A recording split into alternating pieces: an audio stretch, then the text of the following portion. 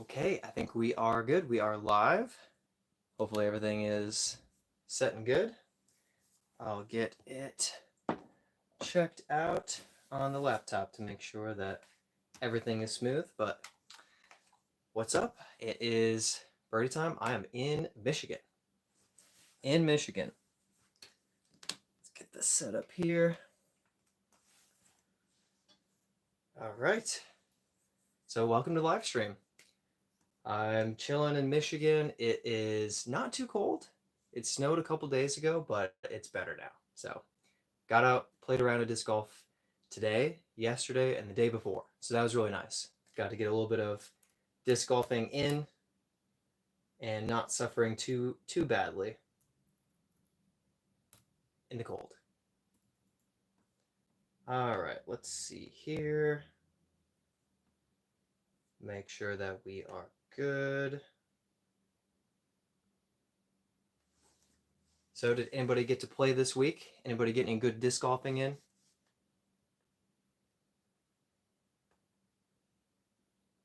All right.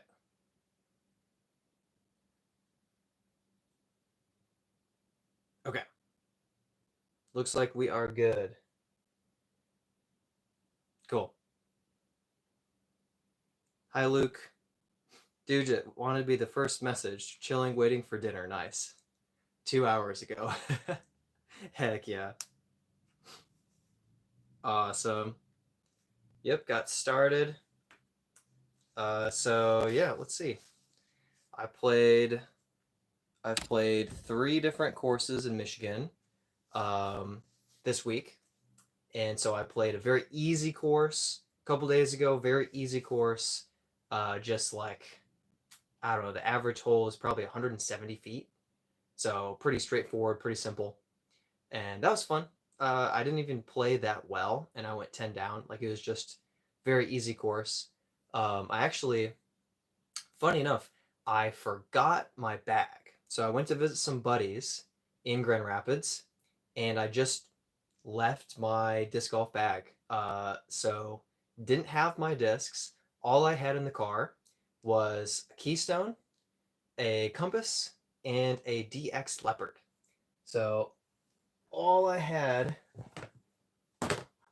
for my own personal discs was a crappy old 147 gram Leopard, which I don't think I threw a single time off the tee for a real tee shot.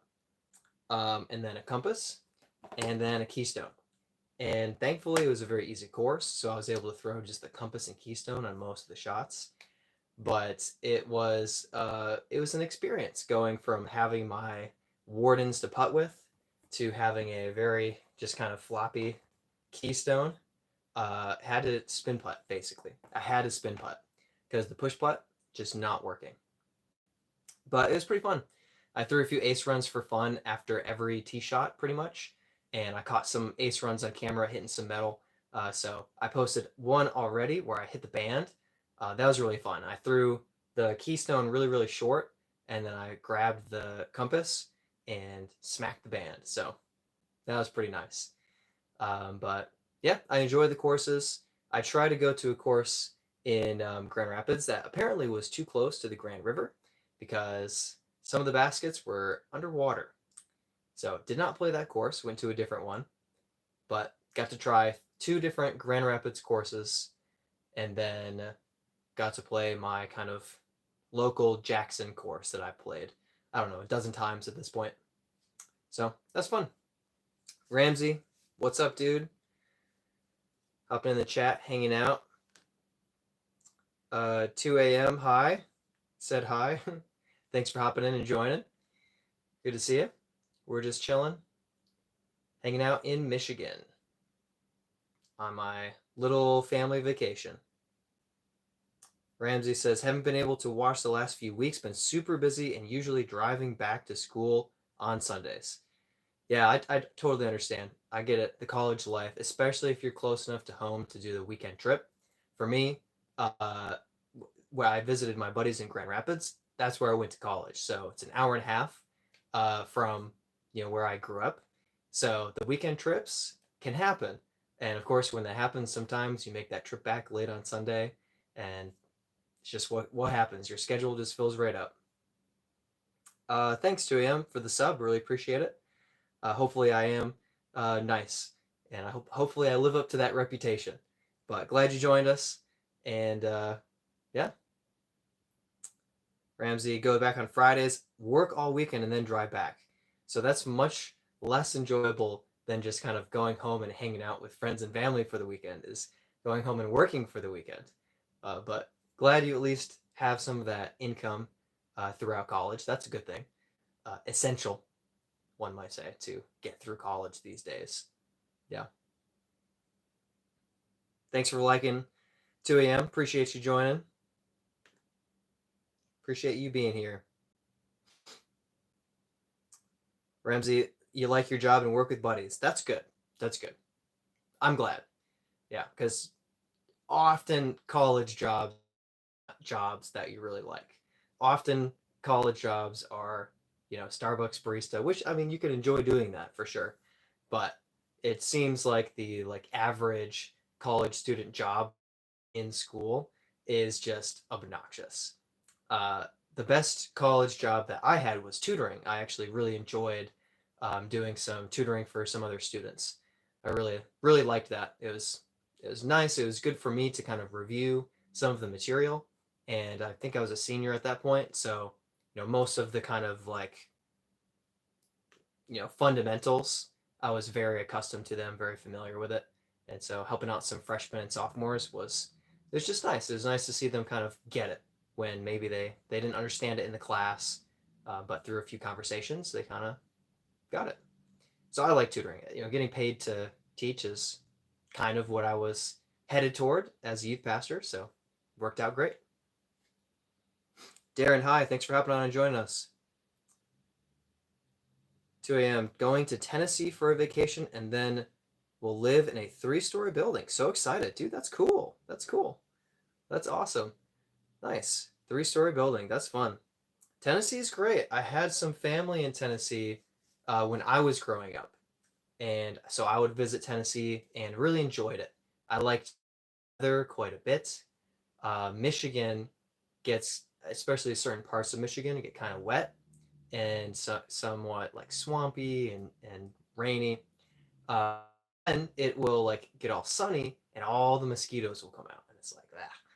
So mosquitoes are just kind of really obnoxious. And to be fair, Florida also can have a lot of mosquitoes, but not where I was in Florida. But Tennessee was the air seemed cleaner. There weren't as many bugs. I don't know. I just really enjoyed my Tennessee vacations. Really enjoyed them. Eric says, "Happy Sunday. Told you I'd make it back." You made it back. Thanks for hopping on and joining. And happy Sunday. I had a pretty good Sunday. Hit the course. Got a round of disc golf in after church. Was able to play part of it with my dad, which is really nice. And then he had to get back to church for the evening service because he's the pastor. So he had to head out, and I finished the course up by myself and played fine. It was fine. It's super windy. Actually, my hair is just destroyed because of the wind. Not that it's that bad, but the wind was it was brutal. It was brutal. I could not putt. Shay says, favorite college job was being a therapist, my best friend. Oh, ouch. Hope you got paid for that, because I experienced some similar things and I didn't get anything for it. 2 a.m. says that I'm your favorite YouTuber. Oh, appreciate that.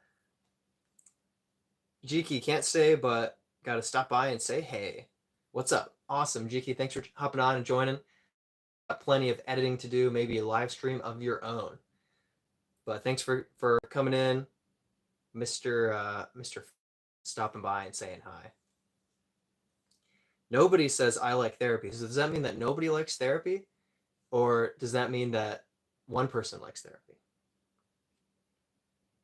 Morgan, just subscribe. Thank you. Thanks for hopping on and joining and subscribing. D-Gamer, hello, greetings. My name is Claudio Adrian Jajina. I'm from Argentina, Cordoba. Dad, don't speak much English. No problem. I think I understand what you're saying, but that's really cool. From Argentina, from the United States myself, and I'm in Michigan at the moment for a little vacation, just hanging out. Levi Clark says, "Hi, I'm new here. Thanks for hopping on and joining us. You are absolutely welcome." And shout out Levi for joining in the live chat.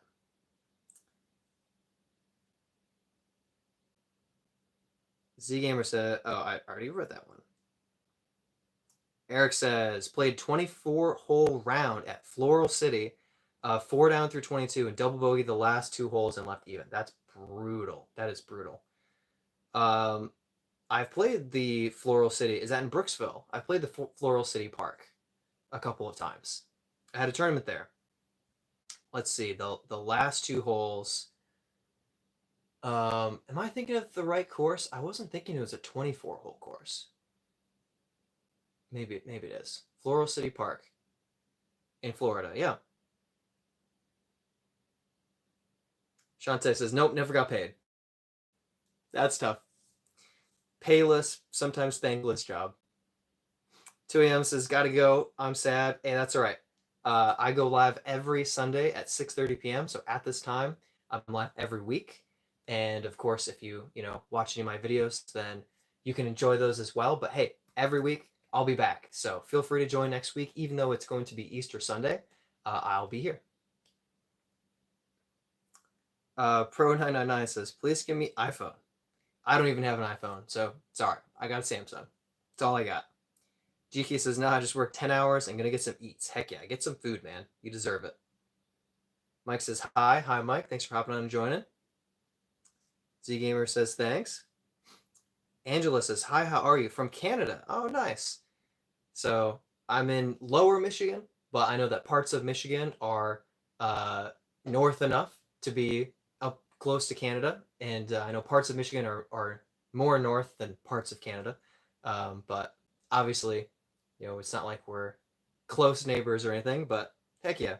I'm betting it's maybe a little bit cold up there still, but I don't know. I hear that Canada is a beautiful, beautiful country. I have not been.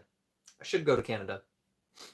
Levi subbed, the best YouTuber. Oh, thank you. Appreciate you subscribing. Really appreciate it. And thanks for joining us in the chat and hanging out. 2 a.m. says, "I'll miss you." I'll miss you too, man. I'll miss you. Just be back next week. It'll be a long week, but we'll see each other again. Bible with Bryson says, "Hello." Bible with Bryson, thanks for hopping on and joining. Shantae says, "And now I have to go to therapy for being the therapist to my best friend." Yeah, isn't it great how that comes full circle, but not in a good way? Well, I hope that goes well for you. It's your boy Trav, just played in a one round tournament, was hard with win, got second. Heck yeah, dude, second place. That's awesome. Yeah, I played a round today and the wind was absolutely brutal, just absolutely awful. So I imagine that was true in a couple different parts of the country, and yeah, some brutal wind out there makes it really really hard, especially for putting. Especially for me, putting just goes right out the window when it gets windy. A one speed tournament. So it was a glitch, glow parachute, and a berg. Heck yeah.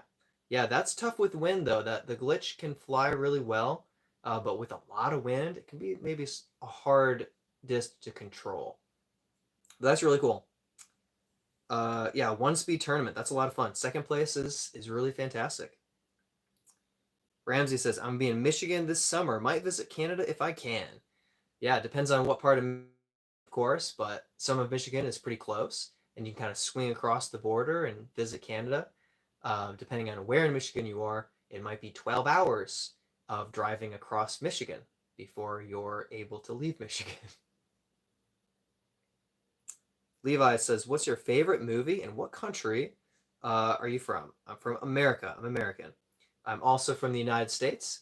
And right now I live in North Carolina, but I am up in Michigan.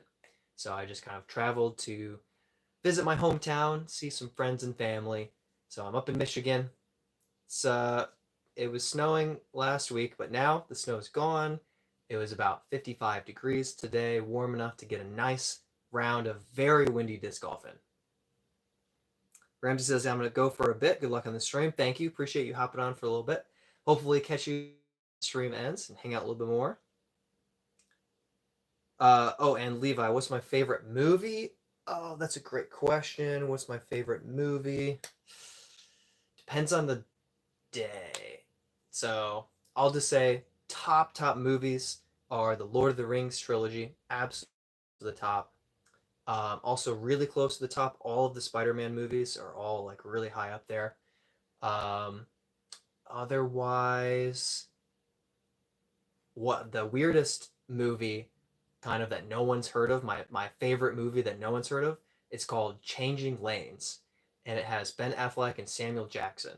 And I have told, I don't know, a dozen people about this movie, and I don't think that more than one of those people had ever heard of the movie before. So that one's a free. Changing Lanes, little shout out for that movie. It's pretty good, in my opinion. Eric says, how do you feel about the diamond? Getting serious hyzer flip distance, but it's touchy like a vortex. Interesting that you bring up the vortex. Vortex is definitely an older disc. I only have actually have an ace with a vortex, because my buddy was given a vortex along with some other old discs like whippets and stuff, from one of our old college professors, and let me borrow it to throw it, and I aced with it, which is pretty funny. So diamond, I think, is a fantastic disc, but it doesn't scale very well with increased power. So the further that you can throw, the tougher it is to control a diamond. Similar to the Paradox, I know it's a mid-range, not an 8-speed, but with the Paradox, it's kind of known as like the best mid-range for amateurs. But the faster that you throw, the further you throw, the Paradox becomes like ridiculously flippy, and it's just not controllable. So I think eventually you might have to go with like a max weight diamond. If you're really liking the flight of the diamond, but you're throwing a little faster, a little further, you might have to get a higher weight so that it's not so crazy flippy. Or you might just have to accept that the diamond is eventually going to turn into only a roller disc for you. But yeah, I like the diamond, but it doesn't make the bag right now because it's just so flippy. But it was one of my first like early drivers that I got kind of figured out and could throw pretty far, before I learned to actually throw kind of far. Levi says that's a good place. Luke says, what's the coldest weather you will play disc golf in? The coldest weather that I have played disc golf in was about 25 degrees. So I don't like going colder than that. It's just so brutal. The wind chill also was probably below 20. It was just frigid. For one thing, I don't like risking my discs in my bag. If I hit a tree and it's sub 20, there's a fair shot that one of my older discs gets broken. And I just can't putt. Just can't putt. It's just not when I miss everything outside of 10 feet. So probably not below like 20 degrees. That's a hard limit. I'm just not putting. I'm not playing if it's that cold. For the most part, though, if I have 3 days that I might play disc golf, and one of them is 30 degrees and 2 of them are 40 degrees, I will play twice, when it's 40 and when it's 40. It's your boy Trev says Goonies. Oh, that's a good one. That's a good choice. Let's see. Goonies has Sean Astin, right? He's in the Goonies? I swear he's in the Goonies.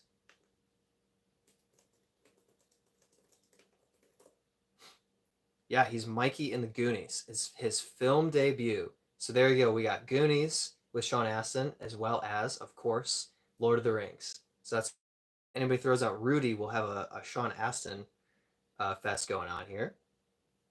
Levi says that his is King Kong. King Kong's a good one. Of course, yep. Classics. King Kong, Godzilla.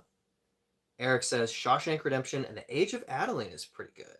I have not seen The Age of Adeline, but Shawshank Redemption, I believe it's IMDb's highest ranked movie of all time. So it's clearly good. Was that Tim Robbins? Is that right? Yeah, Shawshank. It's such a classic. Such a classic movie. Fantastic. Can't go wrong with Shawshank Redemption. It's your boy Trev says, I have seen it. Matt Cook says, hey, Brad. What's up, Matt? Thanks for hopping on and joining us. Appreciate you being here. Played Nevin Park because I recommended it. Great course. Hey, all right. Yeah, it's a great course. I mean, it's not easy, but it's worth playing. It's worth the experience. And if you actually, can play decently well and have accurate shots, like it's a rewarding course for high skill levels. But if you're not at that high skill level, it can be very, very frustrating. First time I played Nevin, it was very, very tough. This last year when I played, it was a little better. I was able to kind of handle most of the shots, but I didn't play from the pro pads on the whole course.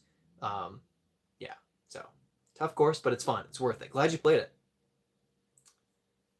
Let's see. Did you play in the Eastway tournament today?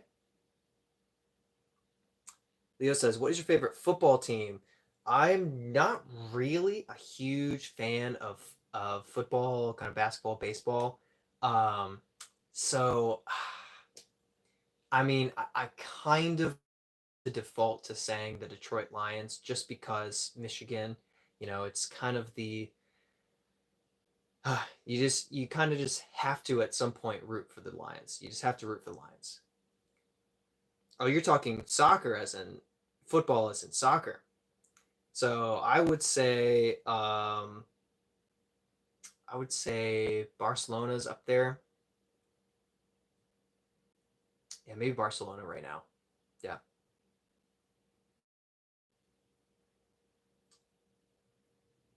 Do Eric says, well said about the diamond. It's 173 grams. Yeah, so yeah, I mean, even that's a heavier diamond. Levi, your favorite football team is Liverpool. Yeah, they're good. They're a classic team. Eric says the diamond is roller prone for sure. Matthias says K. Unfortunately, I'm not a competent Spanish reader, so K is Spanish, but that's all I know. Eric says ND, indeed, Rudy. Yep. Matt snagged an ace on the really short hole 7, but finished +9 on the golds. Really tough. Acing 7, that's pretty good. That's a tough shot to hit basket. It's blind, so that's quite a shot. So heck yeah, I mean it's short, but I don't think that means that it's easy to ace. So that's really really cool. Yeah, +9 on the golds. Yeah, that tracks. I mean, it's a tough layout.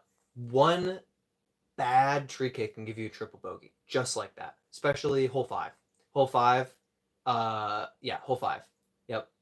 It's all about your. I mean, it's about every shot, but that tee shot is so key because if you kick early to the right or really early, really left, it's just devastating, and you might never fully get back to the fairway on your way to the basket. Hypercube is a great movie. Many have never heard of it. I have not heard of Hypercube myself.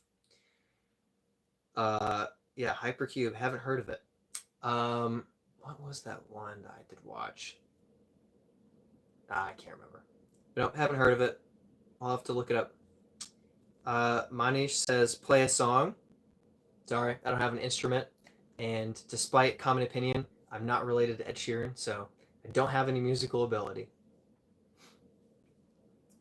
Matt says, did play Eastway, finished +7, almost last in MA1, not my best result.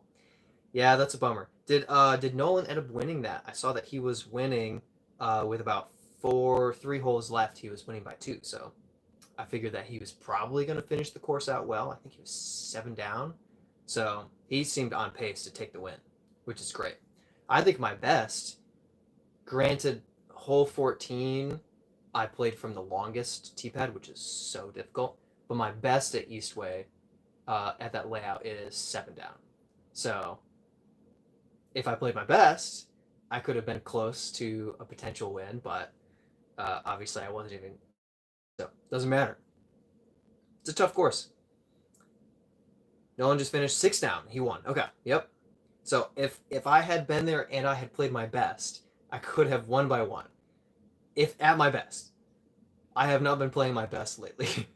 I'll just put it that way. Well, good for Nolan. He's been playing pretty well. He'll have some rounds where he plays more of a flat game, but he's had some great rounds at Eastway and Bailey and different courses in the area. Eric says Buccaneers all day or Manchester United. Yeah, good shot for Man U. Yeah, they're good. Eric, favorite glow round course in Florida? Moonlight Meadows. Yeah.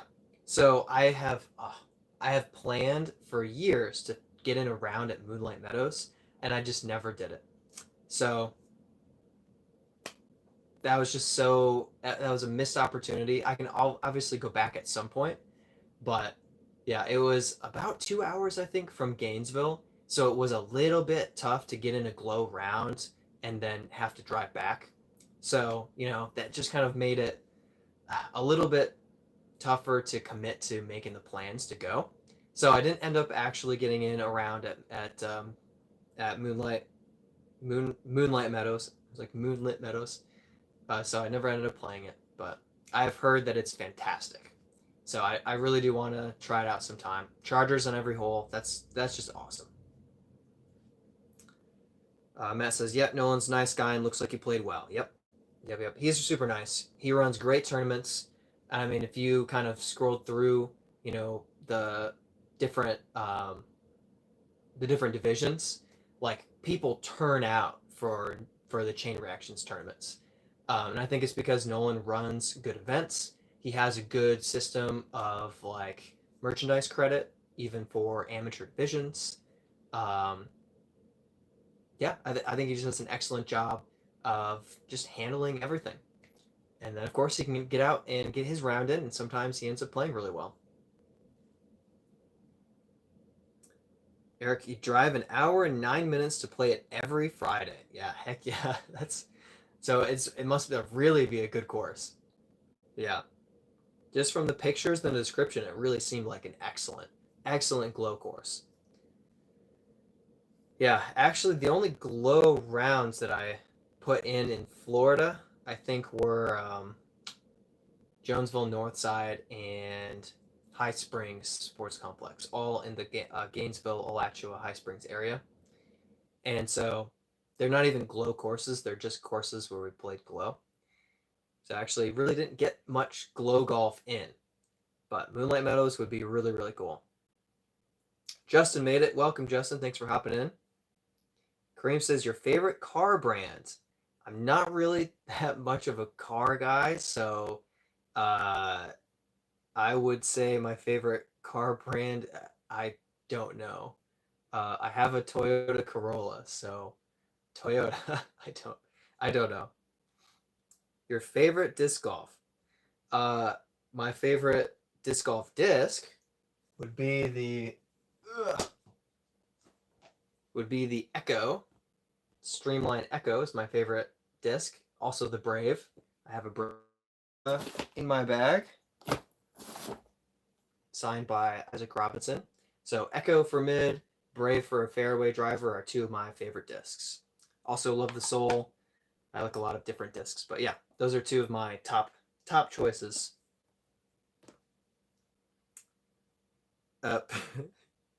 Eric says it's right next to Olympus Disc Golf Course, so good way to finish the day after playing Olympus. Oh, that's a good Friday.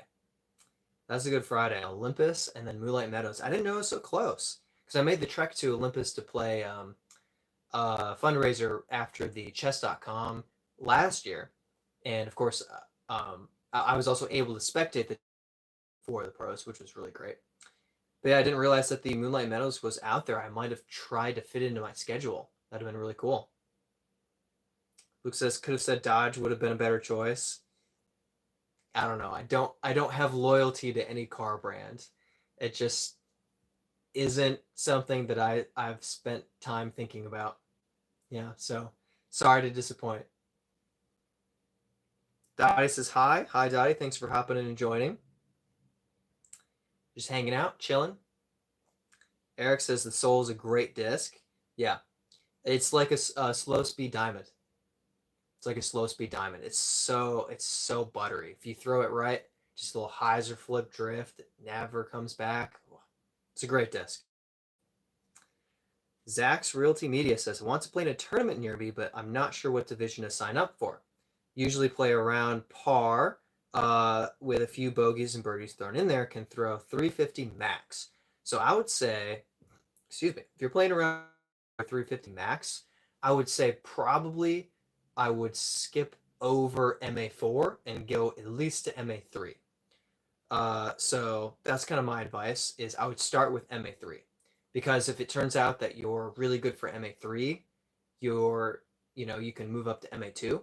But if you play MA4 and you should be playing MA2, then that's kind of like you might just destroy some poor people's hopes and dreams who have been playing for like 2 weeks. So I would recommend MA3 as a starting point for your division, and you're likely going to be able to play MA2 if you feel like it, if you're throwing 350. Now, if that's max distance and you normally throw like 310, then maybe MA2 will be a little bit tougher because sometimes you do need more distance if you're switching from short tees to long tees, which was kind of the normal around where I played in Florida. MA3 will play the shorts, MA2 and MA1 play the longs. So that might be a factor, but that would be my recommendation. I would aim for MA3. That way, if you play poorly in MA3, and rate under 850, you can just play MA4 in your next tournament. But if you do end up kind of dominating, then at least you didn't absolutely destroy MA4. So that's my thought. Biko says hi. Hi. Thanks for hopping in and joining. I forgot to make a poll. I need to make a poll.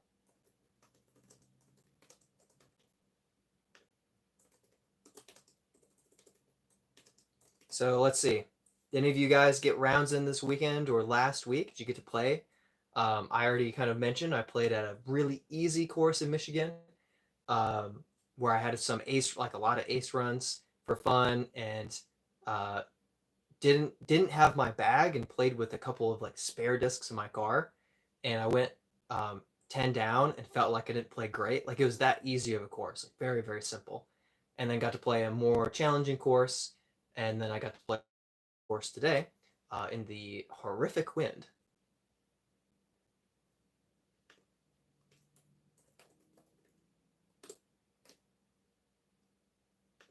Oh gosh. Zach says, very detailed, thank you. Much up to you. Awesome. Thanks. I appreciate that. Yeah, hopefully it helps. I'm sure that you'll have a good tournament experience. And yeah, as long as you're aware of PDJ rules, because of course sometimes in casual play, you might be letting certain rules slide and just kind of ignoring them, which is totally fine if you're playing casually. But in a tournament, you'll probably want to brush up on the rules just to make sure that you're going to be doing the right thing. Be aware of courtesy and etiquette so that you're not talking while somebody's throwing or throwing before somebody else if it's their turn to throw, stuff like that. I'm sure you'll be fine, but yeah, just make sure you're, prepared for the tournament experience. A great tournament experience. Hopefully you win.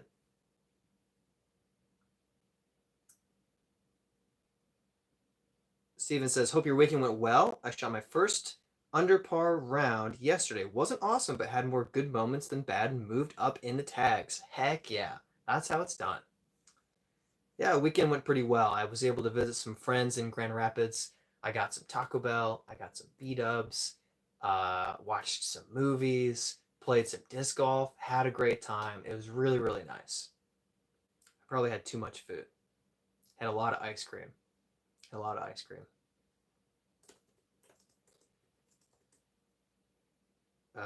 Let's see. Trying to write up the poll and spell everything correctly.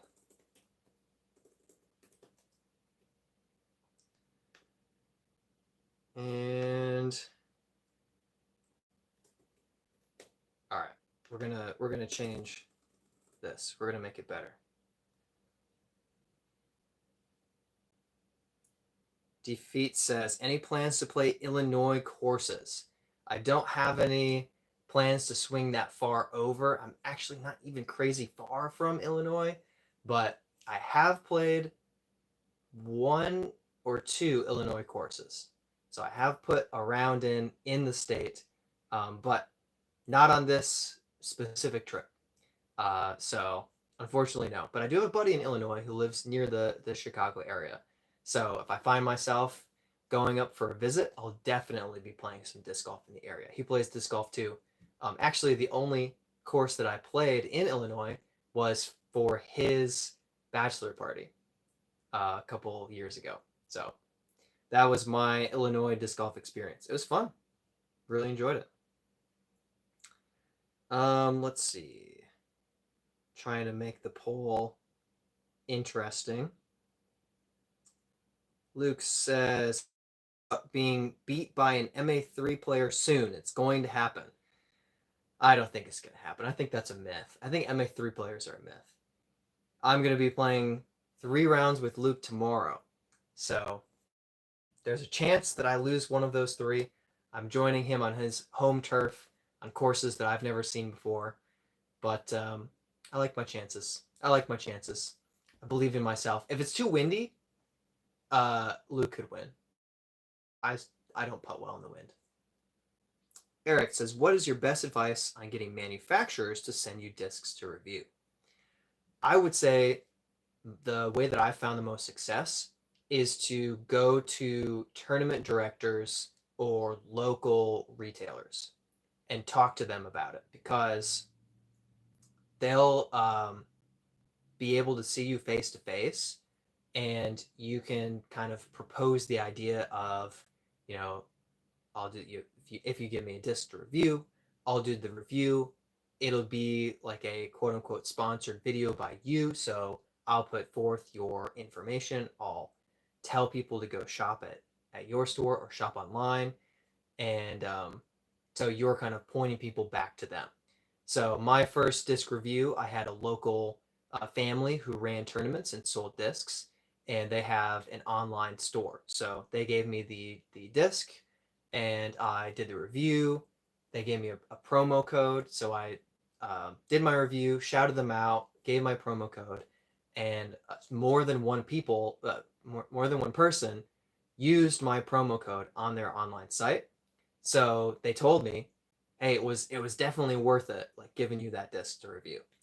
I've started to do a similar thing here in Charlotte now that I've moved with Nolan with Chain Reactions, and so far he got me the Discmania P4, which I just dropped that review on Friday. But I'm not really established so much in Charlotte as I was in Gainesville. But that's kind of my first recommendation, is to go to local retailers, to local tournament directors who sell discs, because they can get them early. And if you're lucky, you'll have a retailer who can get their hands on the disc early and just meet you and hand it to you. With manufacturers, they have to send it to you early, and it can get shipping delayed and stuff like that. So that's kind of my suggestion. But if you don't have that option, then I would say just kind of start sending some emails, introduce yourself, talk about doing disc reviews, and hope that they, respond. You can always start doing disc reviews with discs that you already own, and then hoping that in the long term, if it's going well, that manufacturers will be interested in sending you discs for free. All right. What also counts as fast food? I'm trying to make this poll while I answer questions. It's not going well. Let's see. Ooh, that would be a good one. Of course, I'm getting all these locals. Okay. I've got it.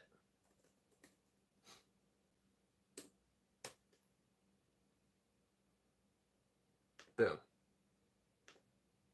We have a poll. Make sure you vote in the poll. It's very, very, very important.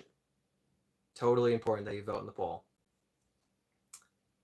Zach says, true, foot faults and whatnot. We'll definitely brush up on etiquette. Yep, I'm sure you'll be fine, but of course it's always good to just be prepared.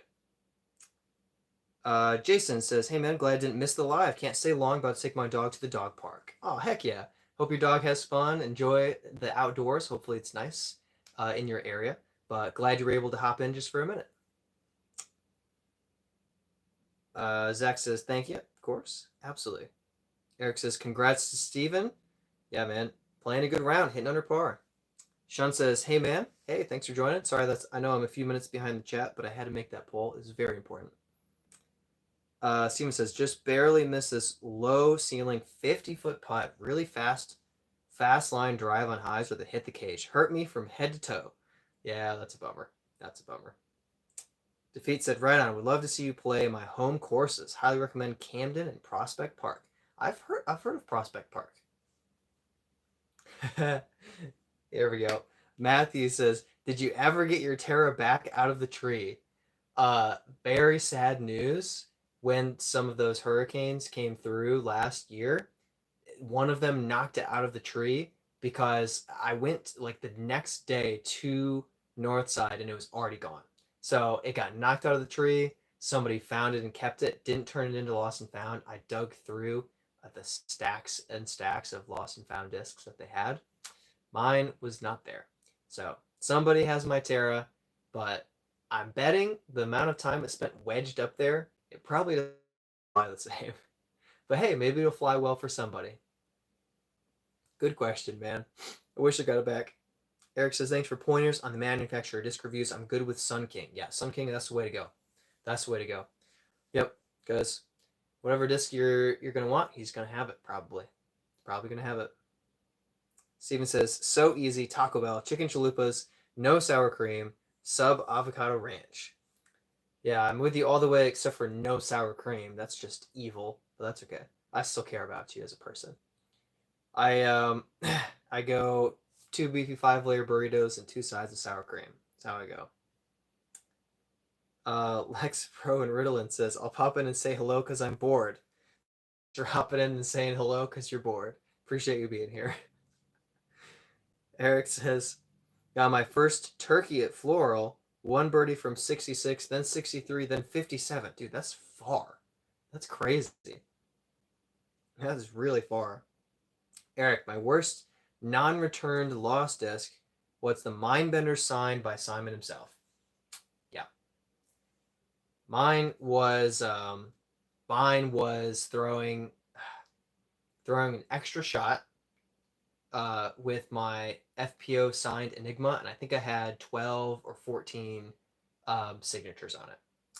So that one got yoinked, that disappeared, gone forever. And that one was painful because not only was it signed by everybody, but it flew really well. And my new addition to the bag, my other blue one, flies very close, but it's not identical. So that was a tough loss. That was right before the Chain Hawk Open, too. Darius Matthews says, can anyone lend a small hand money-wise? Just a panhandler here. Sorry, man. Just panhandling myself. Taco Bell, just 7 votes, but jumping into an early commanding lead at 57%. 0 for Arby's. Chick-fil-A at 14%, Subway at 29%. I will say Taco Bell is 100% my first choice for fast food, but when I'm traveling all day, Taco Bell is not the wisest way to feed yourself when you're trapped in a car for hours at a time. So I go Subway. Subway is a nice, fairly healthy, it's not like the most healthy thing on earth, but as far as fast food is concerned, it's fairly healthy, especially if you choose to add vegetables to your sandwich, which I kind of do. But it's a good way to eat while you're in the car, I would say. Also, purposely didn't go for McDonald's because I don't like McDonald's. I feel like it's just too popular as a name. Like it's McDonald's, So I actually took it off and put Arby's in. Arby's is, I guess, too unpopular.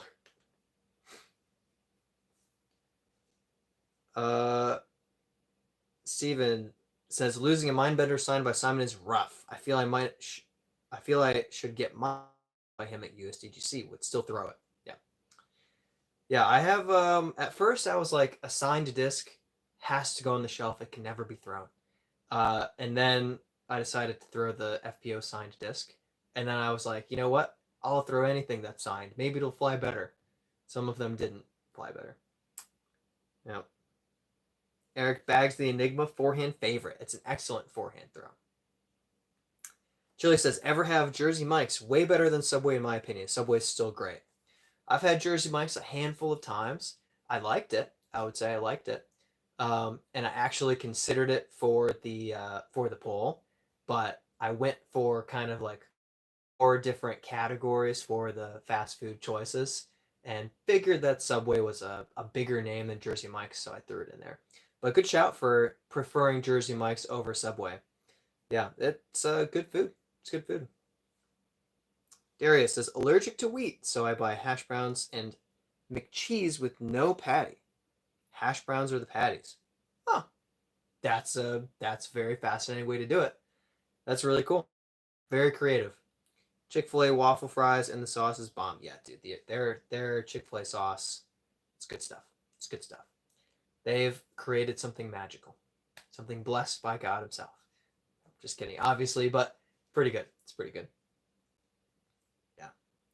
Got a few more votes in the poll. Talk about both tied at 44%. Not bad. Dara says, peace, man. Hey, thanks for hopping on and joining us. Appreciate it. Join us and hanging out. Brian says, I like disc golf. I like disc golf too. Disc golf is great. I played a super windy round today and then a couple of rounds over the weekend at fairly easy courses. Had some ace runs, had a good time. It was great. It was great. Steven, I have a Star Destroyer signed by Calvin that I bag. Most overstable disc I use for flex forehands. Has an awesome stamp of a blue Viper. Heck yeah, that's super cool. Yeah, some of those Destroyers, dude, the stamps are just so cool. So cool. The colors are great. They just look so nice, so clean. Brian says, played today. How'd you do? And what state are you in? Where are you playing disc golf? I played in Michigan, so I'm actually from Charlotte, North Carolina, but traveled up to Michigan, so I played a couple courses over the weekend in Grand Rapids. And actually, even though I went to college in Grand Rapids and it was always windy, it was not that windy, and I came back to Jackson and it was super windy. Yeah, that's great. Chili says, what do you putt with? I putt with the Wardens. So I have Warden Primes that I putt with. So I can get one here. So, yep, I just putt with the Warden Prime. And I appreciate the firmer plastic. Actually, just last week, forgot my bag, and I was putting with the Keystone, the Zero Soft Keystone, and I was like, man, I can't handle it. I had to switch putting styles and do pure spin putting because the Keystone was just not leaving the hand right. But with the Wardens, I do kind of like a push putt style where I kind of pop it from below with the fingers, kind of pop it up. And yeah, so I like the Wardens. They're just stable enough. I've putted with an AVR a little bit. That works fine. P2 works great. What was the other one? Just left my mind. The Wizard works great. Judges are great. I just lean toward not having the bead on the putting green for whatever reason. Just comfort. Eric says, have a signed Calvin Destroyer with a Wu-Tang stamp. Brian playing in San Antonio, Texas through 22 under. Holy cow. Where do you go 22 under in San Antonio, Texas? Sounds like a course I want to play. That is awesome. Was that a tournament or just casual round that you were playing? Chill says, nice putt with the Discmania links in the hard plastic. Can't stand the feel of soft putters for some reason. Actually got a link. Got the EXO hard link. And link works okay. I've done a little putting for the link, but I'm not hanging on to this one. I'm going to give it to Luke. Lucky Luke. He's going to get himself a link. Ugh. Maybe I should say he only gets it if he beats me. Yeah. I might do that. Give him some incentive. Yeah, the soft putters is just I like the soft putter as far as its usefulness, but I don't like it for the feel. With the spin putt, it works a little bit better, but just not quite my style. Doesn't really work for me. Must have been flying armadillo pitch and putt. Yeah, That's true. There are a lot of aces that you can get at Flying Armadillo. Yep. Wizards, Eric says. Yep. Brian says, casual round in my backyard, just one hole. Hey, there you go. That's the way to destroy the course. Heck yeah. That's really cool. I have a practice basket myself. When I was in Florida, I had 5 acres. And I had just a easy hole set up, and I was starting to clear space for another hole, and ended up moving to Charlotte. Much smaller yard, but I can still putt. Todd says, bro, are you ill? What's going on here? Do I look bad? It's probably just the lighting. I don't have my lighting set up in Michigan. I didn't bring any lights with me. So all I have are higher overhead lights. I don't have anything like coming at my face. So that's probably it. I probably look terribly sick. Also allergies. And it was super windy today. So I just played around and hit the course, and the course hit back. Just straight in the face. Super windy. Yeah. So there you go. I look rough. It's just the way I live. And Todd says, looks like you need soup. All right, it was just a setup. I get it. I knew soup was going to happen. Eric says, LOL, Bryant, casual rounds, our yard rounds are great. Yeah, heck yeah. Todd says, no, just because at first glance you look like you're in bed and disheveled. I am disheveled. It was the wind, as I told you. And yeah, I'm actually on a futon. It's a futon, so not in bed. This is a futon. Yeah. There you go. It's a little couch. Soup already. Yep, we already got soup. And there's Doc.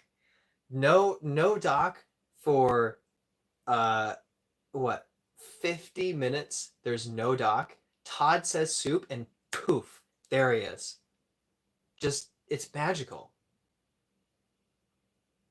Crazy.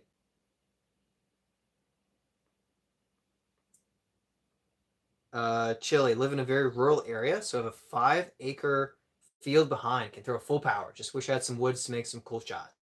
Yep. I was fortunate I had enough space cleared to throw full power at first when I was practicing figuring it out, but also a lot of trees, so I was able to throw shaped shots as well. But I did kind of outgrow the cleared yard space. Unfortunately, the house was right in the middle of it, so I had to throw around the house to get a full powered shot in. Also had a few discs on the roof, so I had to get those down. Eric says, what do you use for a mic? It's got some distortion pop. Not that it matters, just making you aware. So I just use my phone as my mic. So that is a downside. And with my traveling, I don't have my normal setup. Sure, you're getting extra sounds, extra echoing, and probably some humming in the background, stuff like that. I'll go ahead and blame some of it on the fact that I'm just not at home. I'm not in my normal setup. But I'm sure my phone is imperfect and not as good as having a full mic setup. I have a mic. I just, when I moved, packed it up somewhere. I haven't seen it since. So hopefully I find that. Hope it's not too bad. Todd says, if you say soup 3 times in the mirror in the dark, Doc appears. Doc says, every other Sunday work till 7 with my sweet Mart.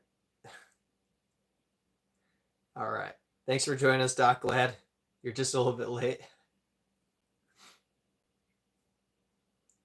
Todd says, just ordered a new iPhone to DJI mics I bought last summer, whose lightning adapter I snapped before ever using. Ooh, ouch. That's rough. Yeah, I do have some like remote Bluetooth mics, but I used them once and they didn't work. They did not work well. So kind of just tossed them to the side and never used them again. Most of the time, the phone works, but I do catch a lot of background noise. So someday I would like to eliminate some of the background noise and just get my voice. And the chains. Doc says Linus Tech Tip just did a $7 mic, said it was pretty decent. That's so funny that you mentioned Linus Tech Tips because I never knew about his channel until I saw the occasional comment that, oh, looks like Linus is getting outside. Good for him on my videos. And then I saw him and I was like, oh man, I like that. I like his facial hair. It's nice. It's kind of like mine. And then I saw his Linus Tech Tips and I was like, no wonder people are making comments about him on my channel because his face looks like my face. Like I see the resemblance. It's very funny.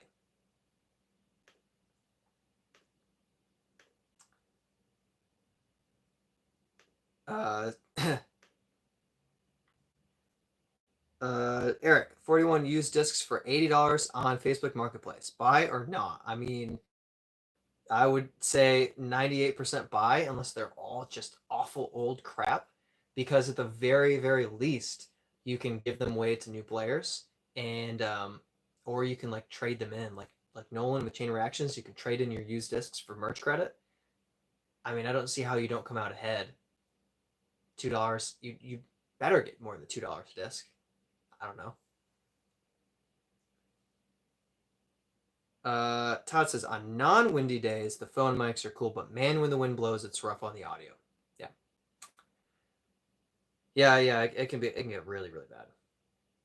Get really bad.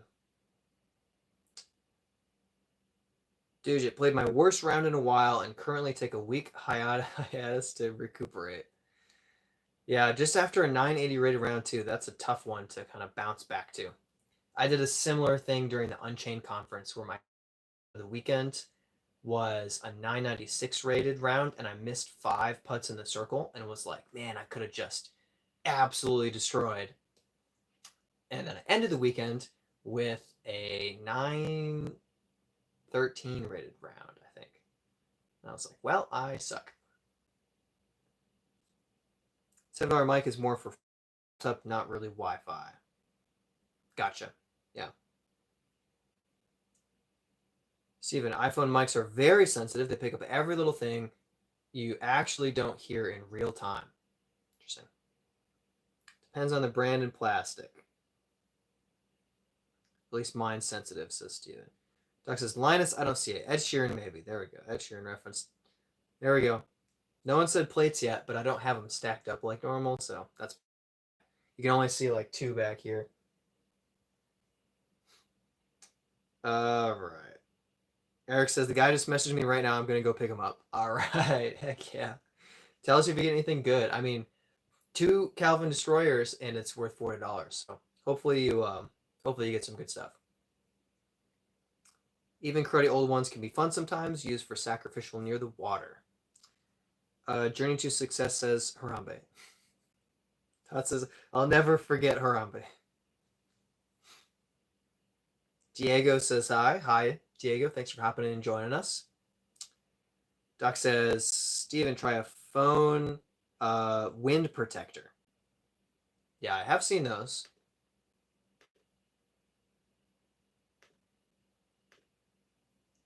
Doc says, good luck, Eric. Yep, hope it goes well. Hopefully you get some good discs. Stack them up.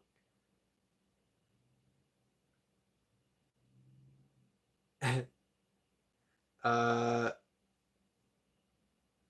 just give a quick little the mods. Everything is fine with the modding. So appreciate it. And I'm checking the stuff that does get blocked. So everything's good, no worries about it. Yeah, don't worry too much about over modding because if something is just a little bit insulting to me, I don't mind responding to it. Or if it's potentially sensitive, I'll ignore it. It's mostly good to mod the like gross stuff, which you guys do an excellent job of. Appreciate all of you. But yeah, overall, modding has been going great, and I always appreciate all of you guys. Eric says, seeing an Auto River in it, there's more premium plastic than DX, and only 2 of them have dog chew marks. More drivers than putters. Okay, it sounds like a good deal. It sounds like a great deal. So what's everyone's new disc to try out this week? Funny enough, Doc, you probably missed it. I went to Grand Rapids to visit some buddies, left my bag. So all I had was a driver mid and putter that I keep in my car to like give. So I had a Keystone, floppy Keystone, compass, and 147 gram DX Leopard. So thankfully I played some easy courses, but I didn't even try throwing the Leopard. It was like Keystone, compass, back and forth. So I have thrown a compass before, but not this plastic. So the compass was kind of my disc to try out for the week on accident. And it actually worked great. I threw, and you guys will see some of the YouTube shorts coming up, but I threw the Keystone and like parked a couple holes and then picked up the compass and hit the basket on my ace run. 2 holes in a row. So that was really fun. Got some good highlights on camera with them. But yeah, I kind of ended that on accident and tried out the compass, which was great. It was great. Also got a lost disc found by my buddy Colin. It's a Dynasty, which is really nice. It's much more stable than my Green Dynasty, which is very flippy. But I'm very happy about it because it'll just beat in over time and eventually, be able to be the replacement for when my old Dynasty gets just too flippy, too useless. I'll be able to have a Dynasty backup. So I'm pretty happy about that. Doc says, Brad, keep Eric talking. Got to find those discs and get out there. Yeah, I'll try. That's good. That's good. That's good. That's good. Doc says, mine's the Berg. Yeah, I would say the Harambe joke was fine. It's fine. But don't worry about it. It's all good. Dude says, stupid Eagles Crossing qualifier was delayed substantially because of flooding. Man, flooding. Goodness, I can't talk. Flooding is just brutal. Yeah, I actually didn't get to play a course I was interested in because it was flooded. Yeah. Doc says, just mod out anyone asking if stew is soup. Hate those people. Todd says, dude, just of us does 99% of the modding. And all of you mods are awesome. I appreciate all of you. Doc says, saw the shot with the compass. Pretty cool. Thank you. I was pretty happy with it. Pretty happy. Just smacked the band and kept flying. I also, the next day, almost skip ace with the compass. I hit the cage. Just skipped up, hit the left side of the cage, and skipped out. It's cool. Dude just says, might just be because I'm around for 80% of the stream. LOL. Yep. Here, stream. Luke's here. Dujit's here. Justin's here for the whole stream. As long as I don't go to like 3+ hours, then some people have to go to sleep, which I totally understand. Todd says, love the compass. Flew so well for me, but I love my Iron Samurai 4 more. Yeah. I haven't thrown the Iron Samurai, but I've heard good things about it. Yeah, compass is good. It's good. Usually prefer Warship to compass. No hate, though. Sure, yeah. Ahmed said, hi. So excited. Thanks for being here and joining us. Having a good time. Yeah. Warship's good. Compass is good. Echo's good. Eric says, I can stand live all the way till I'm buying them. Hey, that's how it's done. That's how it's done. That way, if you don't come back, we can call somebody because something went terribly wrong. Hopefully everything goes well. Todd says, love Westside's battle theme. Warship was Westside, if I remember correct. Yeah, Westside. Yeah, Westside Warship. Air Plastic Warship is just stupid sick. Almost scared to throw in any water or hole that I could lose it on. Brent's here. Michigan man, that's right. I'm in Michigan. Here I am. Throwing ace runs all day, but not hitting chains.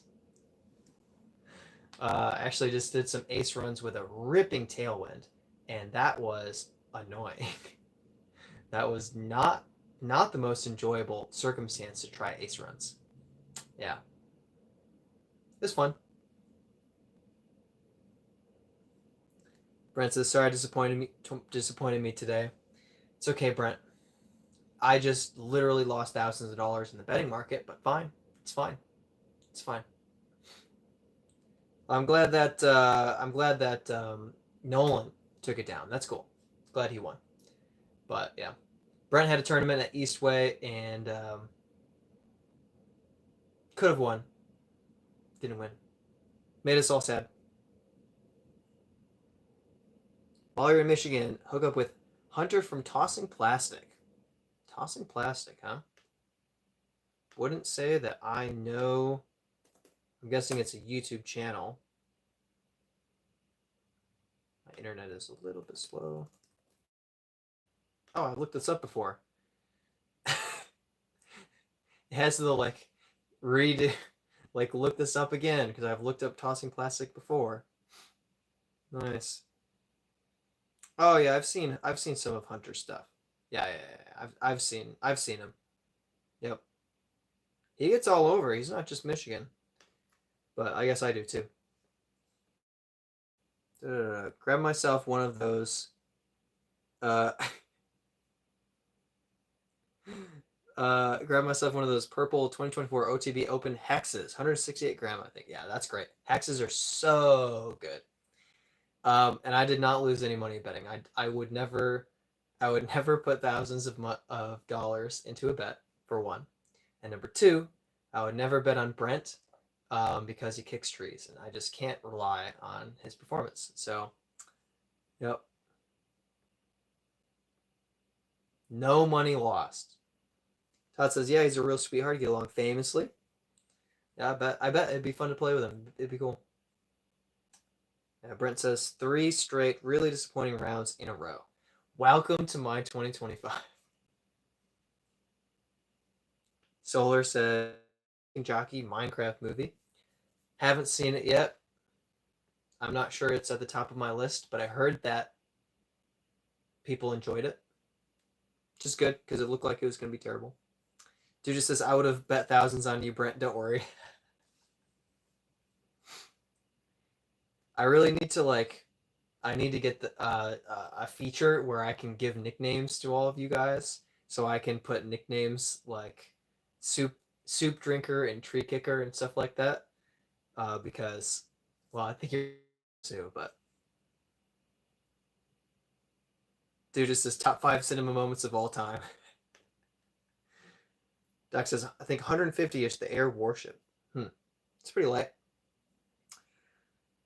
Yeah, Brent's out here complaining about the rated round, so that tells you all you need to know about him. Doc can of soup. All right, Doc can. Where's my water? There it is. We're an hour in. I need some water.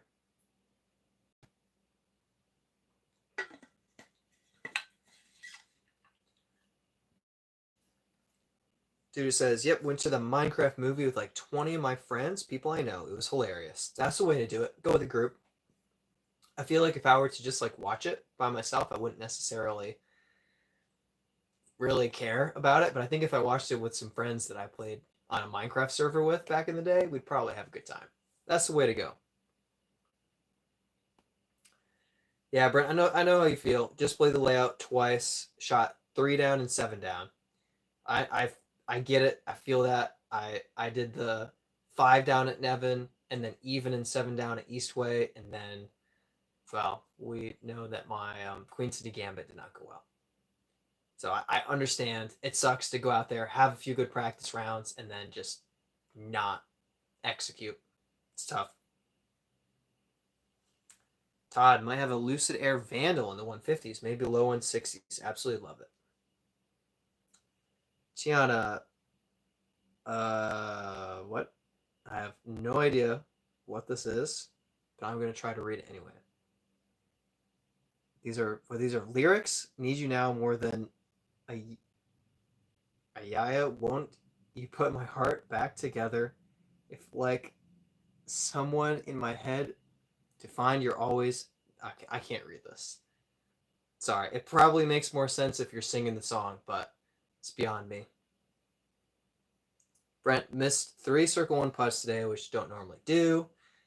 Yep. That's true. Brent circle one putting. He normally misses 5. Yep. But so 3 of them. Gianna says, "What is my favorite song? What is the song title? I just haven't. I don't recognize it based on the lyrics, so I'm not getting the music in my head just because I don't know the song." Brent says, "I'm dialed in C1 usually." Brent putts pretty well. He's my putter when I'm putting badly for doubles. I throw and he putts when he's hopping around. Doc says, Todd, only issue air warships extremely hard to find. Have to find the ones from Finland. Judah says, what's the shortest hole you've ever played? That 95-foot one or the 80-ish from a while ago? I was trying to think when I was posting the short. I was like, what is the shortest hole I've played? So I'm trying to remember an 80-foot hole right now.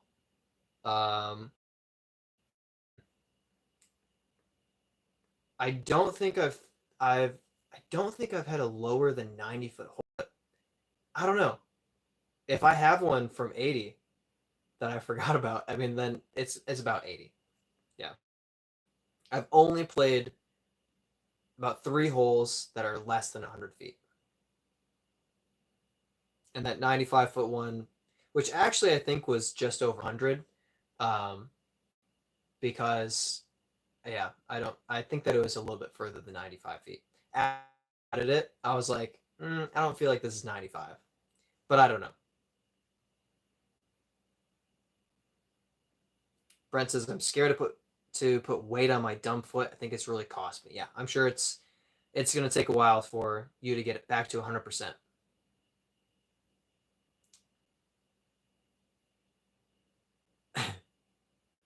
Minecraft Pepsi Max says you are so funny, bro. Your name's great. I love it. Minecraft Pepsi Max.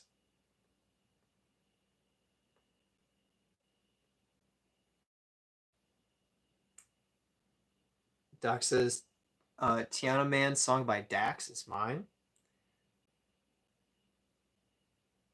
Tiana says, did you make the song? If you did, you're amazing.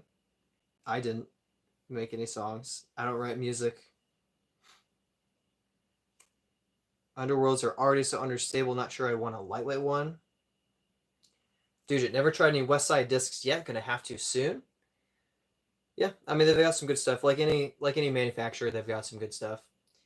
But since it's West Side, they're going to not have everything because you're gonna need West Side, need dynamic, and then I always forget the third one, and I feel stupid that I forget it every time. Latitude. I don't know. I feel like I'm dumb. I'm a few back. Any reasons I should go for the factory seconds? They're cheaper. Emanon, what do you think is the hardest part about throwing lefty? I commented in one of your videos that I thought letting go at the right time was the hardest part. Yeah, timing is so difficult. I think I have to, because you can get the mechanics right, like you can mirror the mechanics and kind of figure it out. But when you're so used to doing everything with hands, like everything, uh, writing, eating, like it's all just so natural and normal. So when you try something left-handed, it's just awkward. It's clunky.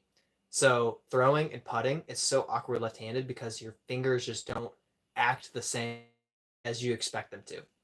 So I think it really is timing because you're just not used to that split-second moment. Even though video games, I use both hands for playing video games, so I should be better, but I guess I'm not good enough at gaming. Speaking of gaming, I'm sorry that I haven't done Birdie Time gaming streaming yet. The Michigan trip has been a lot busier than I expected, so I'd love to be able to do a stream while I'm in Michigan, but I'm not sure if I'm going to be able to make it happen. But I am otherwise basically set up to do it. So it might just have to be as soon as I get back that I get my Birdie Time gaming streaming off the ground. But it's going to happen. A trip. It's been crazy busy. Todd says, Brad, every time Take Me comes on from Hawk Nelson, think of you, of course. Every time you hear Hawk Nelson, you better think of me. Brendan says, what's going on, chat? We're hanging out. Taco Bell is winning the poll at the moment with a fair margin, 38%, with Chick-fil-A and Subway at 27 and Arby's at 8. I figured Arby's would eventually get some votes, but took a few votes before Arby's got one. Colin says, ever play Fallsburg? Fallisburg. I have not played there. Where is it? What state is Fallisburg in? Is that Virginia? Probably not. Brennan, just got back from a great day of disc golf. Heck yeah. I hit the course. I just wrapped up my round about 2 hours ago, and it was very windy. Very windy. Doc says, Brad, gotta try Daxman's song. Might make you cry, though. That's okay. I'm not afraid to cry.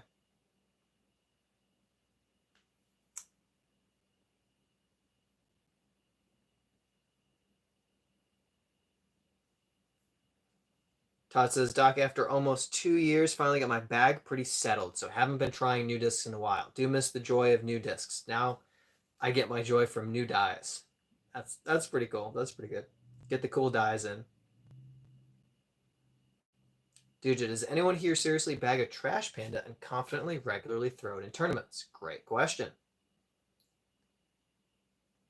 Great question.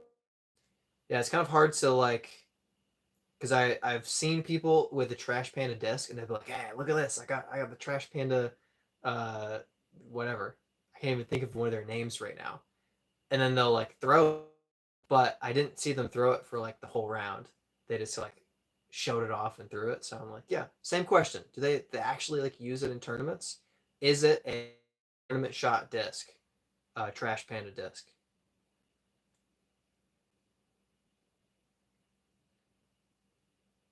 Todd doesn't like Trash Panda as a company, so he's never thrown their discs. Interesting.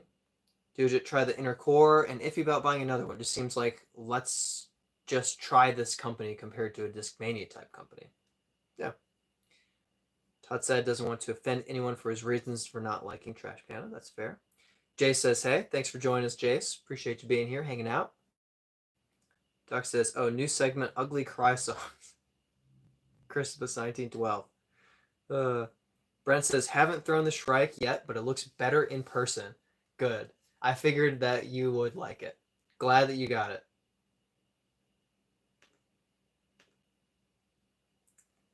I did get all of the giveaway discs sent out, so by the way, if you're one of the winners, then it will be in the mail. Dude, do you have your discs up in Michigan, or did you just bring your bag?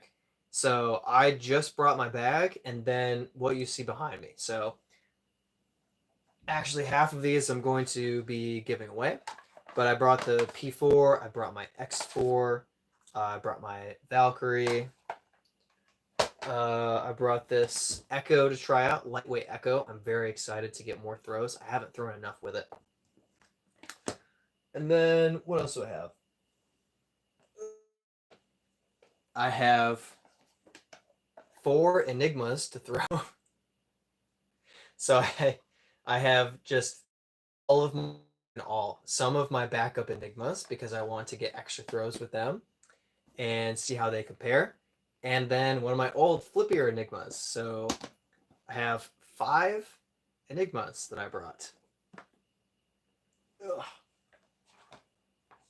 And then some more discs to give away. Not giveaway, but give away.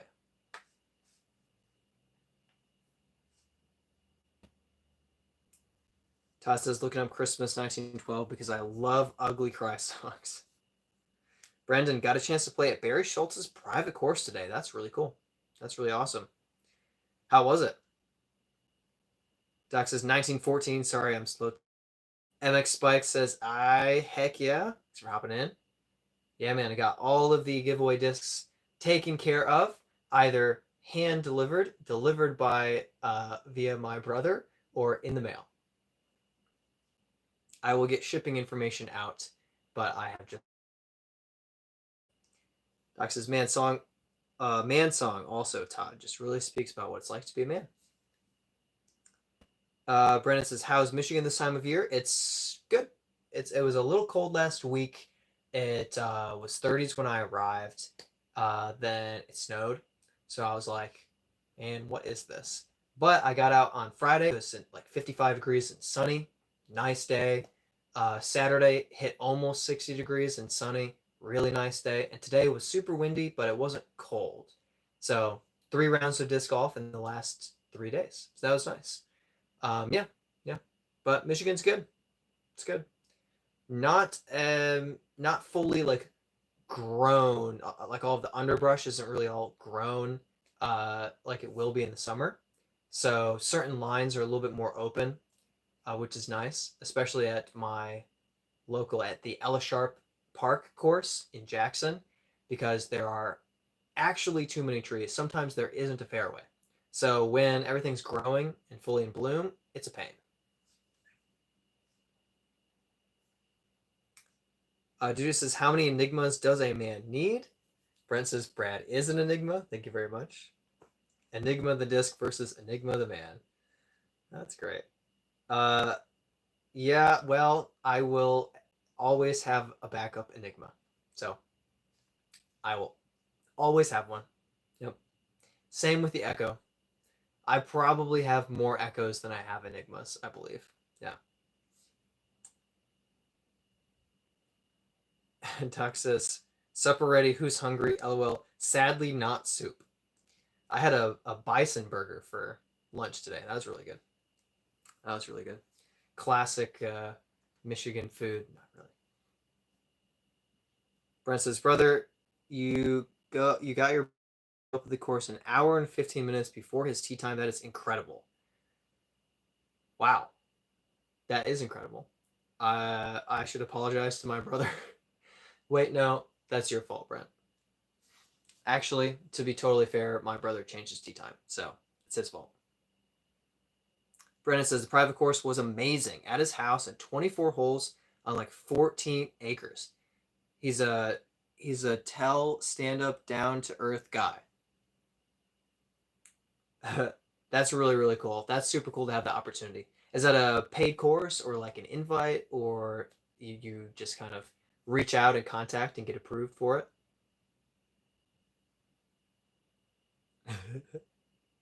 Brent says, "I don't think I'll ever see Jacob at a tournament as early ever again." Second Amendment says, "You look like a camp counselor that was let go." I was a camp counselor for several years, actually, in Michigan.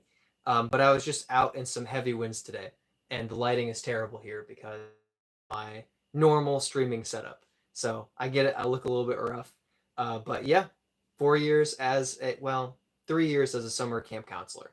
So fair enough. Also, a couple years as a youth pastor.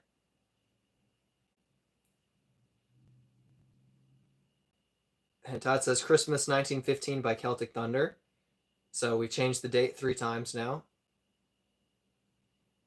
Dude, if I ever win the lottery, I get a lake house and property, build a pro level course around it, start building tons of courses around the area, and then invite all of us. Todd says, "Yeah, dude, invite us."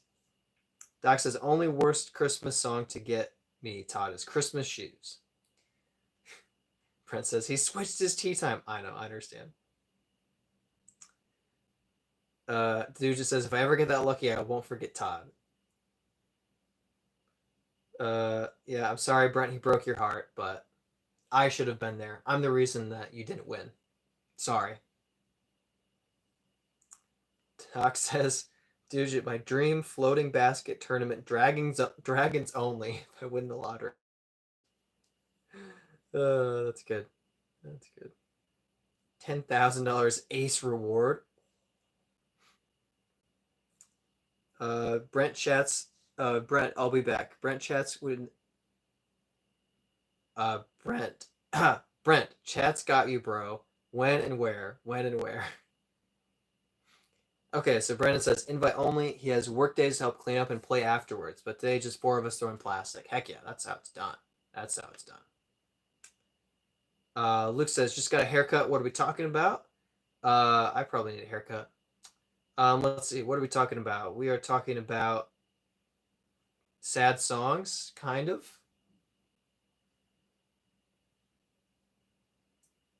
Uh, Joshua Johnson just finished 18 at Mickey Grove near Stockton, California, where the tournament's coming this year. Cool, dude. Cool. Heck yeah. It's a lot of disc golf in California. A lot of good disc golf in California.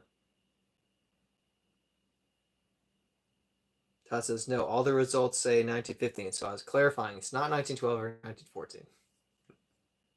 Josh T, the Envy is the best throwing putter in the game. Changed my mind. Just depends on what you need.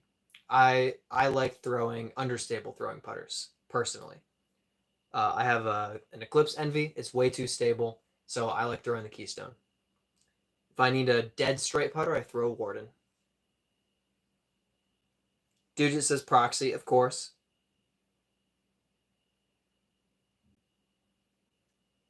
It'll change your life. Todd says, little known fact, I cut my own hair occasionally and I'm pretty good at it. If you need it, but I can only make it look like mine. Hey, that's all right. That's a good skill. That's a good skill. Uh, all my life I've gotten a haircut from like individuals, in their houses or like a family member or something. So only recently have I started trying sports clips for my haircuts, and they've done a good job. So that's good. But I did not get my haircut before I drove up to Michigan. So it'll probably be a little bit long by the time I'm headed back. Duck says Josh Warden is, but that's okay, man. To each their own, but you're wrong. Wrong is people who say stew is soup. Uh, then Doc says, Brad agrees with me about the Warden. Maybe I'm wrong. Brendan throws the Envy and Proxy, depends on the wind. Dude asking a good question. How does one cut their own hair? Seems kind of tough. You used to have a vacuum cutter for your hair, yeah, hair up and yeah, wild. Tuss says, do you get the hot towel treatments, etc. from Sports Clips? So the first appointment, the works for the price of just the haircut. So I did get the hot towel treatment and everything, and I gotta say it was nice, but I wouldn't pay extra for it. So I did it once. I liked the experience. It was cool, but now I just get the haircut. Especially because I try to leave a tip, so I don't want to be like hot towel treatment and haircut and a tip, and like just for every $4 for a haircut. I don't know. I'm beginning to understand why Calvin gets his hair short and then just lets it floof out over the course of 5 months. I get it. Todd says a mirror and a little pair of sharp scissors. Dude just says, Doc, can we agree people that say cereal is soup are blasphemy the idea of soup? Yeah, cereal is not soup. Cereal is not soup. 3 mirrors to visualize the back. Don't blame me for sports clips. Hard to find barbers in some areas. Yeah, for sure. For sure. Yep, it's true. And I have a little anxiety about trusting a new like person to cut my hair. So it's very difficult to get myself to go get a haircut from someone that I'm afraid will just like screw it up. So I figured sports clips would have to be decent at cutting hair, and they're good. Especially the last time I went. Good experience, good haircut. Doc says, dude, those people are as wrong as people who don't like Ed Sheeran's disc golf videos. Brandon, what's a haircut? Haven't had one in 2 years. 2 years. Wow. 2 years is a long time. Todd, you have to resign yourself to the messy bedhead look.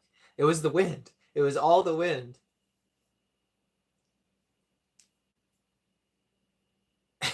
Doc says, haven't told the barber what type of haircut I wanted in 20 years. Why I love being a man and feel bad. I understand. Yes, I understand what you're saying.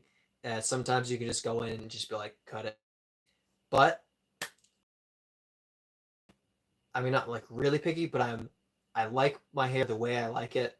And while I don't have a particular hairstyle or a type of haircut, it makes it hard for me to convey to a new barber how I like my hair to kind of look. So I find that I have to take pictures and say I want it to look like this. Please make it look like this, and then I just have to wait and hope that it turns out okay. Usually they do a good job. Brendan's going for the James Conrad look. Nice, nice. Dude gets the same short haircut every time. Doesn't matter who he gets it from. Todd says, my ex-girlfriend, the best I ever had, was a boss at sports clubs. Steven says, would you travel great distances if your barber moved great distances? If I had a really, really good, like I would probably go an hour for a haircut at most if it was a really good haircut. But I would just go to the nearest sports clubs at this point. Doc says haircut should never take more than 15 minutes, including wait time. Nah, I think my haircut takes 15 to 20, and the wait time might be like 10 minutes. Dude, recently introduced my dad to James's holy shot after the Masters playoff. LOL. Heck yeah. Heck yeah. That's way.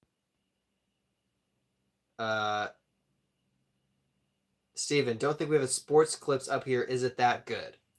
I would just say what my thought process was, because I went to Great Clips one time, was that, oh, you have Great Clips and you have sports clips. No, no, no, no, no, no. Great Clips is cheap, terrible haircuts. Sports Clips is people are actually good at giving you haircuts, and it costs a little bit more money. So I'm not sure that I'd say they're like incredible or anything, but like my first haircut at Sports Clips, the lady had only been there for 4 weeks, and she did a fine job. Like I didn't have complaints about it. And then the person that I got the next time I went had been there for almost a year, and she did a fantastic job. So I think it comes down to, do you have someone who has experience and has been fully trained and has like gotten good? Great Clips. I don't think they even know the names of the people they hire. They just find somebody and give them scissors and say good luck. It's a bit rough. Uh, Lagging cuts in audio. Is it better? Is the audio better now? I did see some kind of lagging as well on my monitoring, but it looks good now. So am I good? Am I back to normal? Hopefully. Todd says, love mediocre clips. Great prices. Great clips is impressively terrible. Still somehow a 45-minute wait.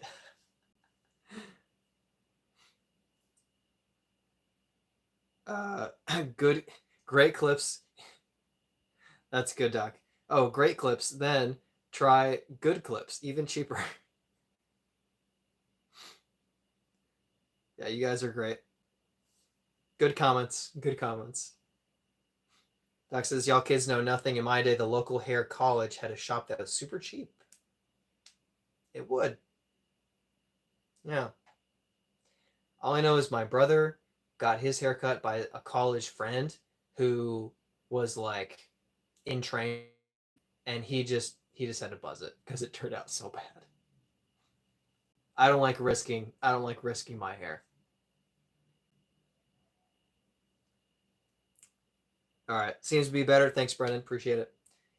Steven, that's funny. All the barber shops up here are mom and pop, which is ironic because everything else is a chain. Yeah, I mean, mom and pop is tough because sometimes you'll get someone who's fantastic, and they'll take $12 for a 15-minute haircut, and they're excellent. I went to one who didn't even ask and just started like shaving chunks out of my eyebrows, and I was like, what's happening here? It Not a good haircut. Not a good haircut. That one was scary. Dude, then after that it's okay clips for free. Brennan's got a hair college near that does free cuts. Maybe tip the stylist. There you go. Get the experience. Maybe say thank you.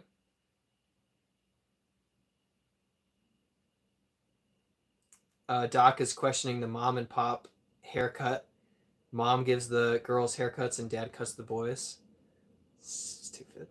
Todd says being a barber is a really great career. You have a real skill that people always need. You can hide it from the tax man because you deal in cash.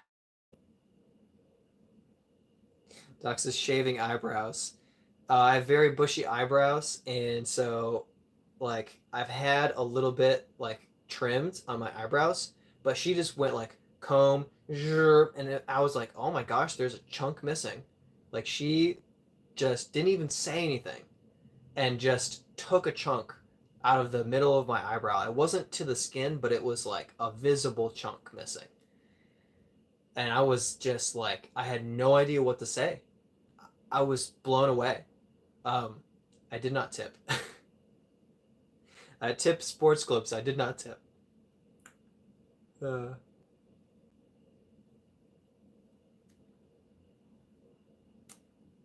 Dude just says, I've got to get my middle brow waxed every other cut in the lean back chair, and sink is so relaxing. Steven says, now I'm paying $45 including tip. They shave the head, give the beard a shape up. Expensive, but worth it. I don't have the best beard trimming skills by any means. I trust someone else to do it either. I kind of have problems about hair. Doc says, me too, never heard of someone shaving them. Yeah, I mean, I've again had somebody just like trim a little bit carefully, but this girl, this I shouldn't say it. Like she was like 60, and she was very gung ho with her razor. Like she was like back, here. She like comb up my hair and razor some of it sometimes. She's cutting for the most part, but I was like, she really likes her electric razor. And then when she went for the eyebrows, I was just shocked. I was blown away. I had no idea what was going on. Every 2 to 3 months. Here we go, Todd. Here's what really pisses off Todd. Libertarian side coming out. Person shouldn't require from the government giving permission to cut hair. Yeah, I get it. You should just be able to cut someone's hair. Yeah. Doc says, thanks. Think ours is 14ish, but I usually just give 20. Dad uses the same barber, and Dad never knew a tip over $1. Wow. Dude read that as librarian side. A librarian side is almost as good as libertarian side. Heck yeah. Doc says no ties, so people can't afford to take kids to somewhere for haircuts. You could be hurting them. That nice, relaxing, lean back chair. Yep, beard trimming is annoying. Yeah. Luke says, what if I started as haircut talk worse than soup talk? Yeah, let's see. How long has it been since Luke said, I got a haircut, and now that's all we've been talking about? Don't bring out the inner librarian. Now Todd, all of a sudden, Todd's just going to start shh in the chat. Shh, shh. Just shushing us the whole. Brennan says, are y'all push putting or spin putting? Push putting for me. It's a little spush, but it's push overall. Push. Eyebrows in your soup. Okay. What's wrong with libraries? Libraries are amazing. Oh, Doc says, don't get me on libraries, lol. Libraries are amazing. I have been to a bad library, but most libraries are incredible. Dude, spush pots. Doc wishes sometimes they were books only. Libraries are awesome. So many free resources. Agreed, Dude. Absolutely agreed. Traveler Mac, have you thrown the new Graces? I don't have any of the new. I've thrown a Grace recently, but not one of the new Graces. I don't know what plastic they're coming in, but haven't thrown the new ones. Doc says, yeah, Dude, it crushes me. People use the library for everything but books. Yeah, it's good community resource, period. But yeah, I want to see people reading too. Ashton has his own poll answer in and out. Fair enough. Fair enough. Dude just says, yeah, the only annoying thing are the people who use the computers rather loudly or just meet their. That could be really obnoxious. Yeah. Steven says, put spush putt. We pretty much don't have. We pretty much don't have a spin vote yet, or a push vote yet, other than me. And even I said it's kind of a spush, but it's a push putt. That's funny.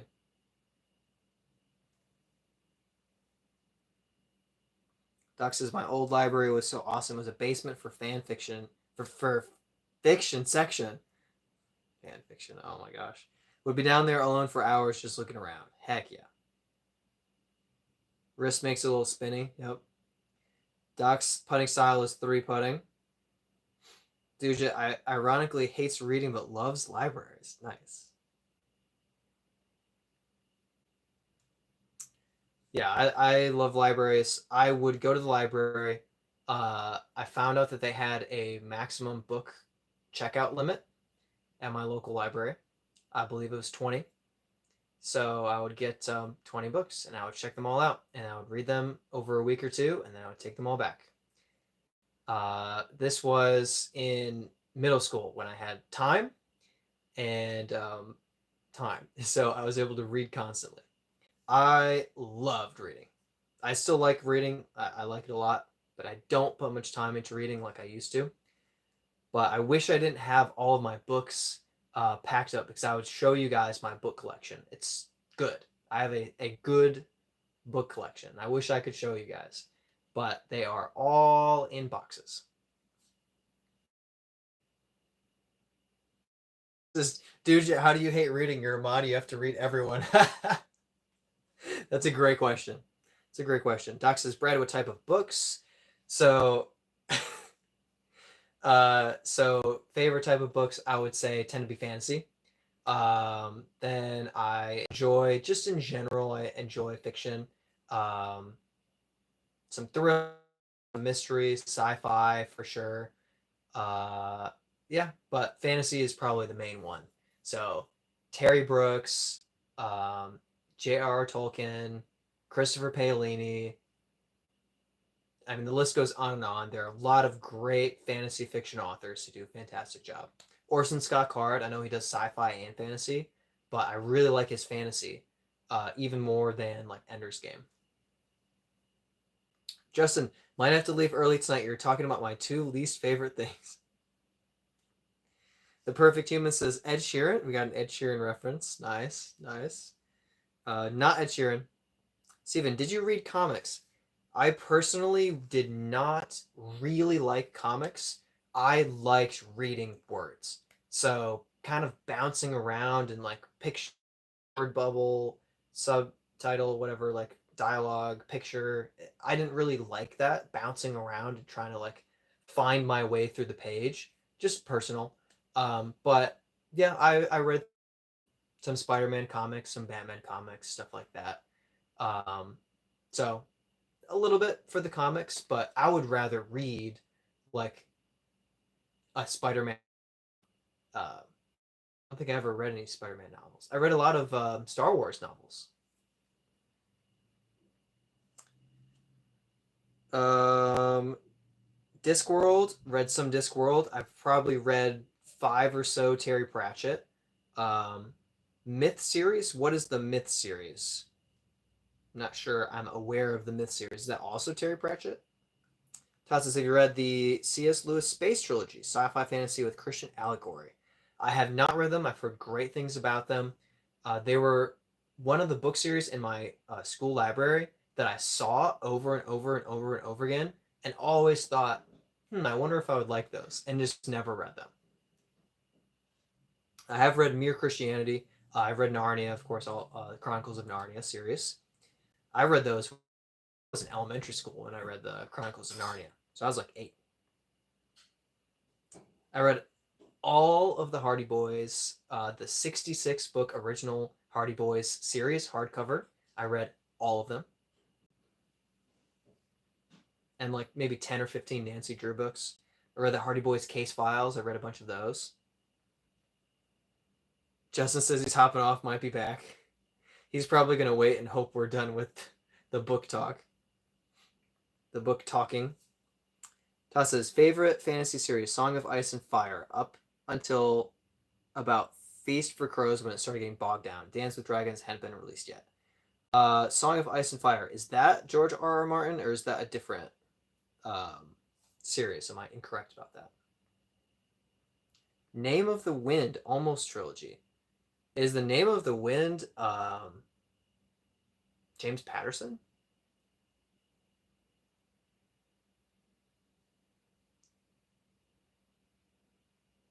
The Land, lit RPG. Oh, I love lit RPG books. Really, really, really like them. Andrew Novak, fantastic author, like nearly unknown author for the quality that he writes with. He has this great series that people confuse with Ready Player One. It's called The First Player. Really, really, really good. Also, Luke Chimalaik has some really good series as well.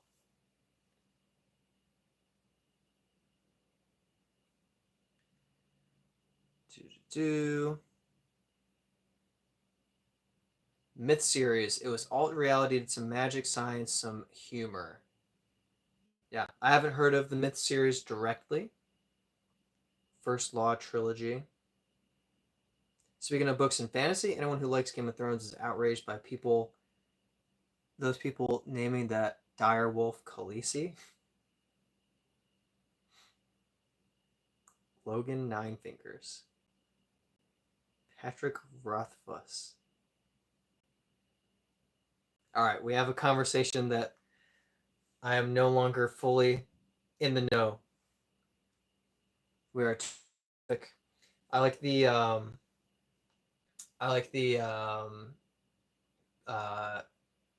Beyonder series. What is that author? Okay, so John Flanagan, fantastic. So he has all of the Ranger's Apprentice series and the Brother Band series. Those are all fantastic. Those are all really, really good. And then similar is the Fablehaven series. Fablehaven, Brandon Mull. And his Beyonder series is, I would almost say, a higher quality writing, but maybe not as fun of a story. More serious, but still really, really good. They're really, really good. Patrick was the answer to who wrote Name of the Wind series. Got it.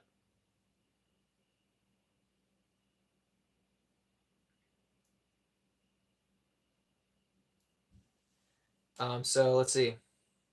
What other books? Stephen Lawhead writes pretty good, like Robin Hood style fantasy. Pretty good. Let me see. Shout out to some of my favorite Christian fiction writing. Um, now that their names just slipped my mind. Frank Peretti. Frank Peretti. Fantastic. Almost every single book that Frank Peretti has written was incredible. Every single one. Monster was really good. His This Present Darkness, Piercing the Darkness are excellent. The Child is fantastic. Just everything that he wrote is great. Ted Dekker, I would say, is probably even better as a Christian fiction author, but he's hit and miss. Some of them really, really great, and some of them were misses for me where I was like, it's just not really style of story arc.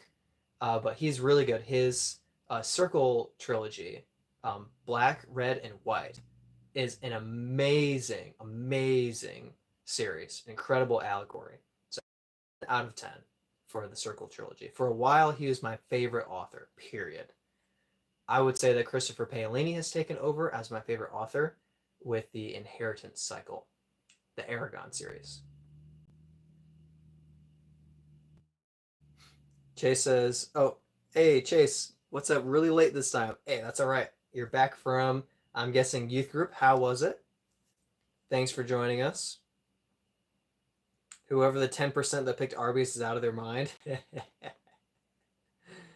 Well, we've got 33% Taco Bell, 33% Chick-fil-A, 23% Subway. Okay, yeah. Shaking out well. Todd says, let me come clean. Haven't read a book since Song of Ice and Fire series for years. It's all audiobooks. I have also been listening to audiobooks more often than I end up actually reading a book. But I did recently read Murtagh by Christopher Paolini. Physical book. Emberverse series is good. A small town goes. Was that City of Ember and City of Sparks? Is that the Emberverse that you're talking about? Todd says, Chase, I'll say this about Arby's. They do have a very robust selection, but Taco Bell is clearly the best. Chick-fil-A is not healthy at all. Chick-fil-A tastes good. But yeah, I don't know about healthy. I was shocked to find out that Taco Bell was not as unhealthy as its reputation is. It's not good for you, but it's not horrible for you. The cheese can be horrible for you if you're lactose intolerant. But it's not like the ingredients are not actually like gross, like McDonald's gross. Reading is reading, not an audio guy, but don't let people hate on you. Yeah, audiobooks are interesting because leave the holy chicken alone. It's really good. It's really good. Audiobooks are, you can have a reader that's not great, and it can really change the experience.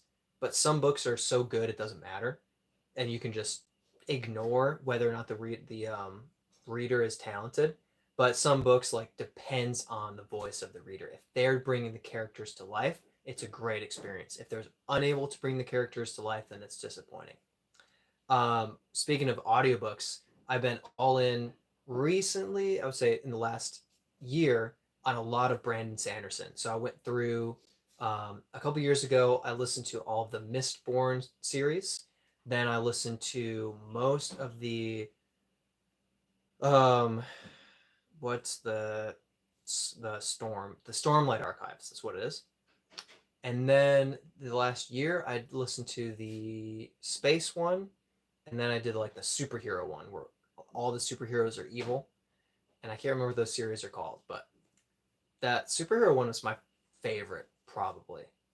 Really enjoyed it. Yeah, it's really good.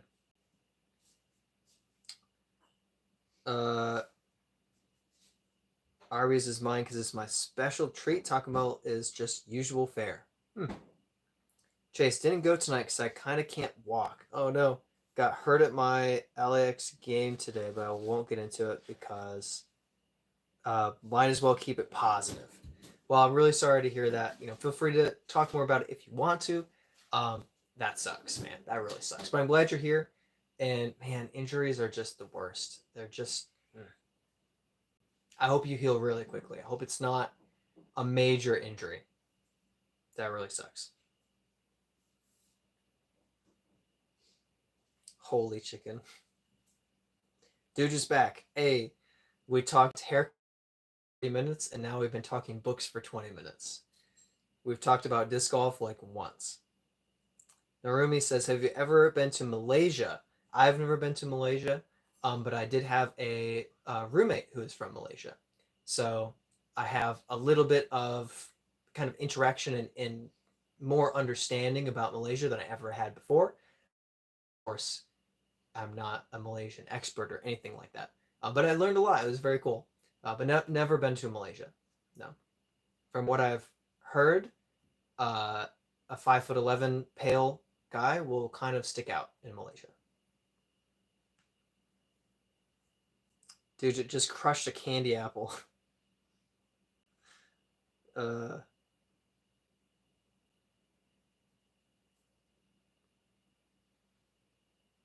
right, Todd, going to throw a quick 9. Heck yeah. So what, for Todd, it's like 5:30 p.m., so he's got plenty of time. He's going to get half a round of disc golf in. Dude, take credit for the book talk by reading Librarian is Libertarian. 100%. You started this. Luke said he got a haircut. We talk about haircuts for 40 minutes. Dude misreads the Libertarian as Librarian. Do we talk about politics for 20 minutes? No, we talk about books for 20 minutes. I love it. Chase, yeah, should be fine in a bit. sucking it up because I'm not a wuss. As long as it didn't tear my Achilles, which is the possibility. Yeah, yeah. Really, really hope that. Really, really hope that you didn't. That would be awful.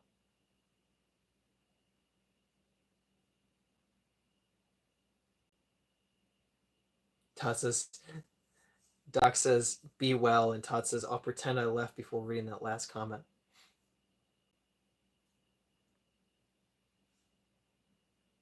Dude just says 5'11", tall guy. I'm tall-ish. I just know too many people. Like, my dad is 6'1". My brother is 6'3". My youth pastor was 6'4". Uh, Brent is 6'1" ish, probably. I just know too many people that are taller than me, so I don't feel tall. Remy says, hope you can come to Southeast Asia's tournament. Came in third. Wow. Heck yeah. Congrats. I would love to play disc. That would be super cool. Super cool. I don't see that happening anytime soon, but I would love to. Todd's got 2.5 hours of sunlight left. Wow. That's wild. Enjoy it. Dude, usually not a fan of candy apples, but someone bought it for me, so I wanted to enjoy it, and it was actually decent. There you go. Dude, you got the short end of the stick. That's, yeah. Yeah, it's tough to be short. Perhaps custom discs and be short king. SSK, short soup king. Great. Now I have to make a soup king stamped disc. It's not going to be a short king. It's just going to be a soup king. But the guy could be short. That would be funny. It'd just be like a hidden reference. Dude, you can't relate. Can't relate. That's okay.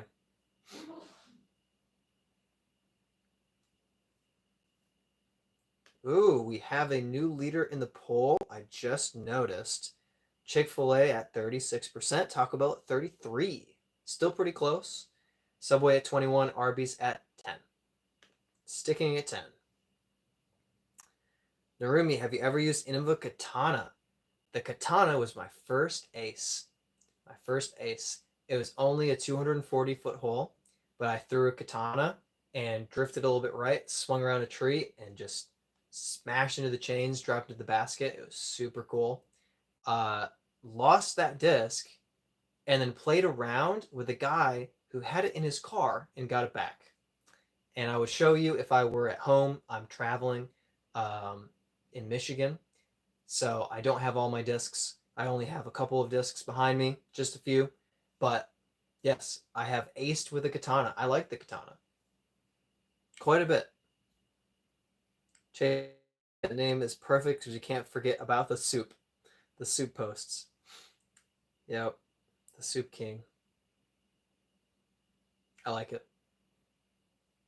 Doc, just get a West Side King and put a police profile height thing behind him, so it shows him as short. That's good. That's a good way to do it. That'd be a cool design. Like AB's PDGA photo.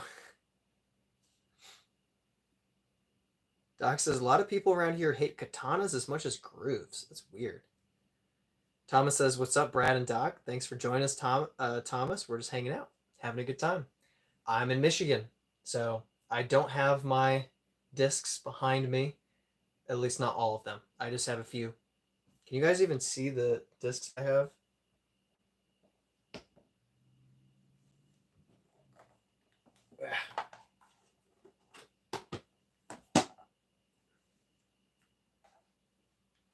I'll stack them up.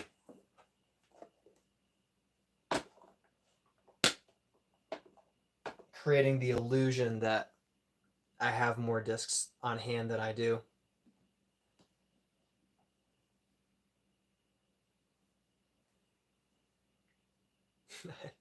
I just don't have my collection. I feel lost without it. I can't go, I have a katana, and then grab it, because I can't. Doc says, yeah, Brad, we see the discs. Jeez. Todd reporting live from the shower. Oh, gosh. Todd, let's just say I will not be making a poll of whether or not we pee in the shower. So you're just gonna have to not know. Live from the shower. Dude, it says, no offense, Brad, but that soup in that post looked interesting. What was it? That's a fantastic question. So long story short is, you know how I made my cheeseburger soup?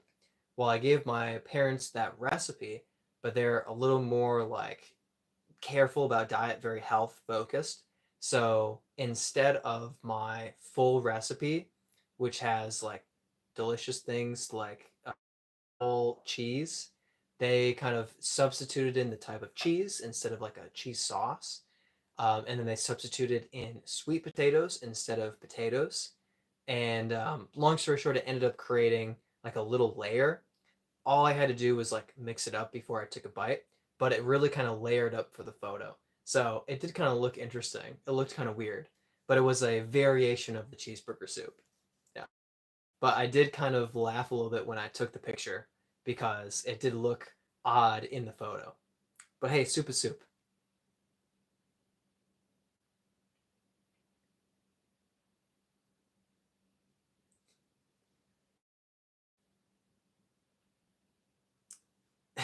Interesting topic, Todd. Narumi, don't hate katana. Have you used T-Bird before? I got beaten up once from my friend. Yeah. So I have thrown a T-Bird. Had a nice blue T-Bird I gave to my brother-in-law Devin. Great disc. I right now have the FD1. That's kind of in that T-Bird category for me, for that kind of just like straight, stable fairway driver with a bit of extra fade to it. So that kind of fits into my bag, but like the T-Bird quite a bit. Um, yeah, it's a great disc. It's a great disc. Are you Innova only, or do you just happen to like Innova the most, or are you just mentioning Innova discs out of coincidence?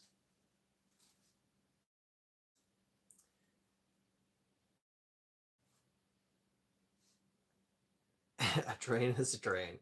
Brendan, team shower. Todd says, uh, Chase says, Todd, absolutely no shame. The stacks will. Can't say I'm a fan of sweet potatoes, but soup is soup. Uh, Personally, I'll go normal potatoes. But it tasted fine. It tasted good, I would say. But original recipe is my preference. Yeah. Yeah. I like to go all in. And it's still in my book compared to eating pizza rolls or something like that. Like my cheeseburger soup is pretty healthy. It's not the most healthy thing ever, but it's got multiple vegetables in it. And it's good. It's healthy. It's very cheesy, which is not, the most healthy thing on the planet. But I don't feel a need myself to put in sweet potatoes. But hey, when a bowl of soup is given to you, you don't say, "Is that a sweet potato?" instead of a normal potato. At least I didn't say that. I just ate it. And it was good. Thomas says, as long as the soup filled you up, it's all that counts. I was full afterward, that's for sure. It's very hearty. Doc says, just hard to imagine cheeseburger soup. So you'd have to have my cheeseburger soup, Doc. Understand. You would truly understand the glory and magic of an excellently crafted and highly developed cheeseburger soup that just tastes perfect. But to do that, we'll need like a disc golf tournament in Charlotte. You can travel for it, and then I'll have soup afterward. Narumi says, what's your main disc golf brand? Disc golf brand. Um, I have Latitude, I have Discmania, I have Dynamic, uh, Innova, Discrafts. Yeah, I just kind of have one, two, or three of everything. So I respect Discraft and Innova a lot. I think they have all the discs you could possibly need. I like Latitude, and I really like the Royal plastic. I like Streamline, and I really like the Cosmic Neutron plastic. And I like Discmania, which maybe I have the most Discmania discs in the bag. Maybe. I really like the S Blend plastic.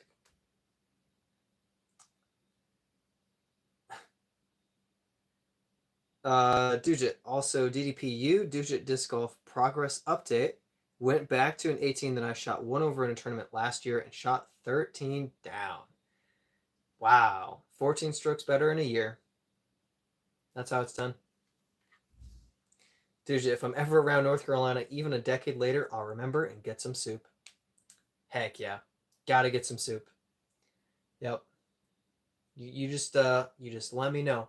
You reach Charlotte and the cheeseburger soup will be on the stove before you know it. Brandon says cheeseburger soup hits the spot every time on a cold day. You know it does. Absolutely. Absolutely. AVB's here. Hey, what's good, everyone? Been a bit. Best fast food, Raising Cane's. Also, everyone sell me on your favorite flippy mids and fairway drivers. Flippy mid, Soul. Flippy fairway. I don't know if I like any fairways that are flippy out of the box. I really like my Dynasty and Insanity, although I lost my Insanity, as my flippy fairways. If the Brave counts, it's the Brave, but I don't count it as flippy. I don't know. Streamline shift, maybe? I've never had or seen a Raising Cane's. Are they a region-based fast food chain? Because I don't know that I've ever seen one. Brennan says flip mid Detour. Fairway got to be Gorgon or Timberwolf. Timberwolf. Wow. Drift is a nice flippy fairway. Yes, yes it is. Yes it is. Soul is pretty good. Of course it is. Doc says Yakun Shoe Fairway Vortex. Chase says Cane's is good, but overrated, not to mention they give you enough cane sauce to go into cardiac arrest. That's good. AVB says Dugit knows what's up. I've been loving the uplink for a flippy mid. Uplink is good. Easiest hyzer flip out there. Cane's only sells chicken fingers, the best. Oh, okay. Okay. Cane's is usually southern and a bit here in southern Indiana, Ohio. Interesting. Yeah. Just haven't seen them. I'm sure they're in Charlotte. Just haven't seen them. I did grow up in Michigan, so I don't think there's a Raising Cane's in Michigan.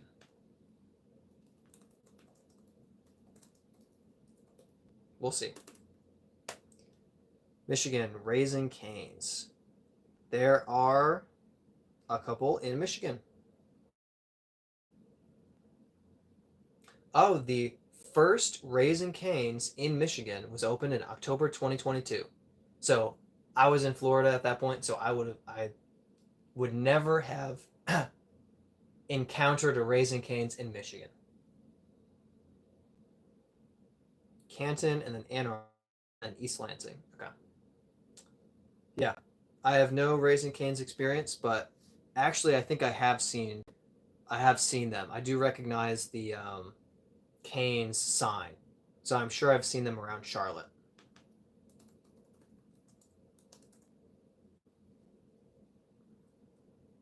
Yep, they're around Charlotte. Yep, I'm sure I've seen one.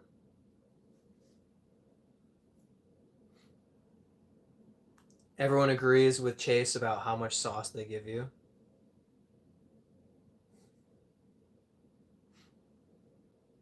Todd, live from the shower.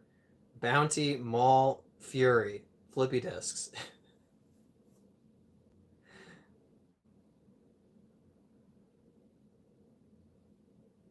Dude just says, Todd, get off your phone and wash yourself. In Jersey, they overflow the sauce. Oh, so for Duja, they don't give you enough? They give you a tablespoon. It's either tiny or you get the cup. Gotta get the lemonade Texas toast, which is like $5. Oh, the cup is $5 more. Ooh, they have good. I do like a good Texas toast. That's fair. You need the cane sauce, or you die of dehydration. Bob says frisbee. I got disc golf, so a little bit different than a frisbee, designed to throw to go faster and further than a frisbee. But of course, colloquially, discs are called frisbees. But yeah, they're different, but same idea. Every disc flies a little bit differently, so even though I only have like a few discs with me because I'm on vacation, I have about 240 discs in my collection in total. because I take disc golf very seriously. Anyone else like Texas toast with A1 sauce? Oh, no. The cup is a medium-sized beverage full of sauce. Bob says, so frisbee. Sure.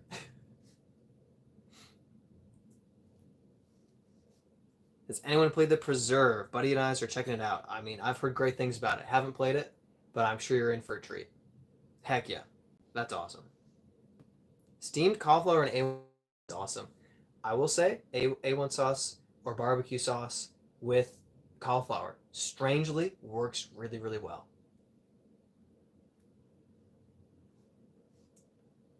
Chase has never tried A1 with the Texas toast, just with a roast. Try to make it taste like steak. Try to make it taste like steak. Brandon says, a few discs with me, there are 20 in my bag. Uh, I don't have 40 back here. I've got about 20 discs. So I've got about 40 total. So that's fair, I guess. But I'm giving a few of these to Luke and Justin. Don't tell them. It's going to be a secret. A1 on steaks, hamburger steaks, and fries. Can I skip the cauliflower? It's steamed so you don't taste it. Totally fair. Todd, reporting live from the sink. Skip the cauliflower if you want to be an MMA fighter. All right, that's not bad. Cauliflower ear. I like it. Not bad. Chick-fil-A, 36% in the poll. Taco Bell, 34%. Arby's broken all the way up to 11%. And Subway at 19%.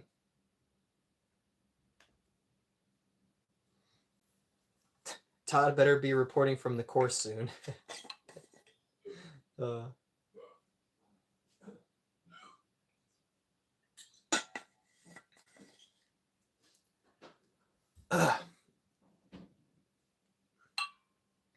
Excuse me. AVB says Todd better be giving a play-by-play of the night. Yeah, seriously. You're not allowed to keep score. You have to keep streaming. Talk says, can't let Chick-fil-A win, gotta revote. That's right, Taco Bell. Taco Bell needs your vote.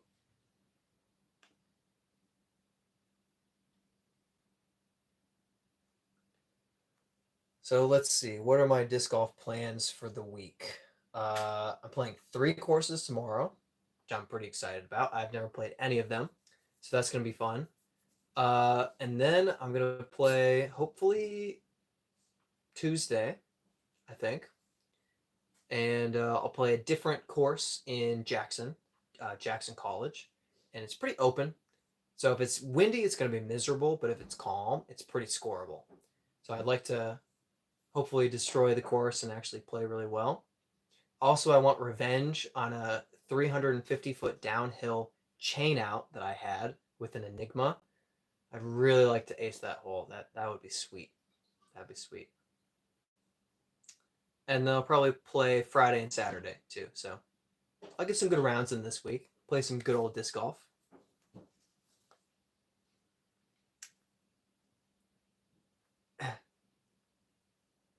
Chick-fil-A is overrated because it's expensive and barely fills you up unless you get like 20-piece nuggets. My experience of Chick-fil-A, the first time I had Chick-fil-A was, wow, this is overrated. And then I had it again and I got the Chick-fil-A sauce and I was like, this is pretty good. But I never thought it was the best. And I do have a couple friends who think Chick-fil-A is just the best thing on earth. I think it's good. I think it's good. But I don't think it's like the best. But it tastes great. It tastes great. But Taco Bell has always had my heart. Mostly inflamed. But it has my heart. Chase says, out of the options, voted Chick-fil-A, but Chipotle is top tier. Chipotle is good. Dude, can't speak on Taco Bell. Lactose intolerant, so not much works there.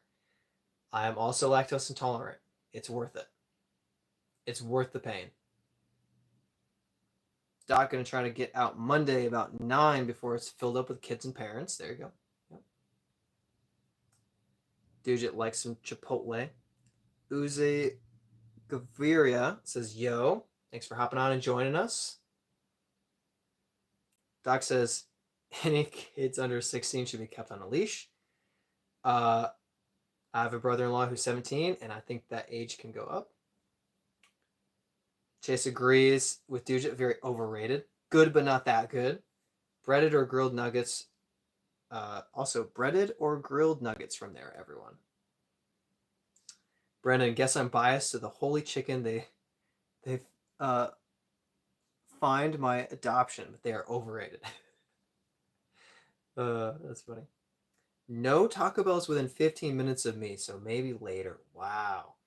I have to say, I've heard of food deserts where you don't have like a grocery store nearby.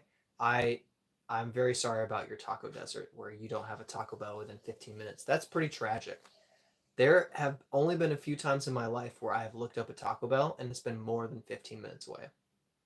Yeah. Maybe Charlotte because traffic is so bad sometimes. But other than that, that's really sad.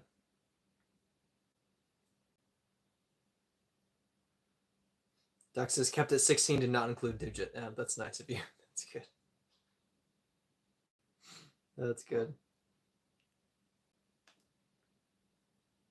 Chick-fil-A moving up to 38% versus Taco Bell at 34.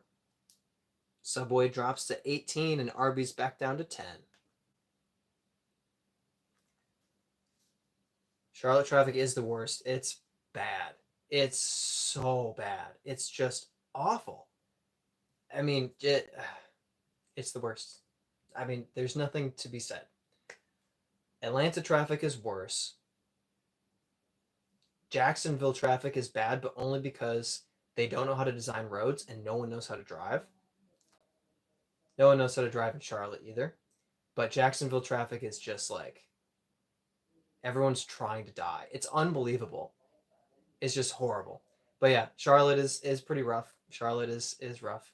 So I try to play disc golf and be home before 3. Because if I'm back before 3, then traffic's not that bad. If I am out on the course after 3, I try to stay out on the course until like 6:30. And then come home because the traffic isn't as awful. But like 4 to 5 is terrible everywhere.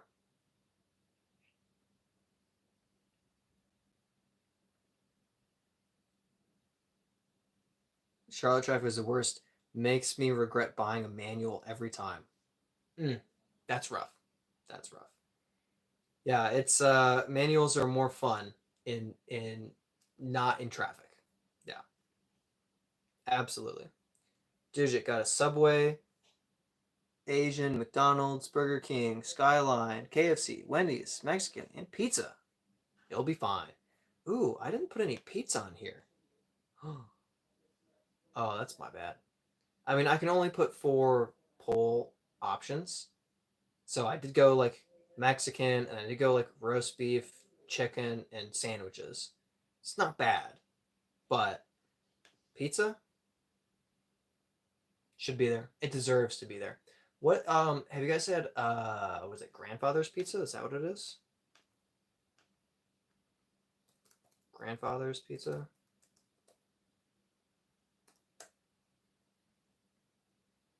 Well, that's Godfather's Pizza. That's not what I meant. So I guess I'm wrong. What was that pizza I had? It was really good. I don't know. Ignore me. There's a what's a fast food pizza? There's a few different fast food pizzas. Sad part about North Carolina, Charlotte, only place to find disc golf stores. Yeah, there are more, but I understand what you're saying. The concentrated nature of availability and then the city that's just jammed in there. There are a couple good disc golf stores in Jacksonville, Florida.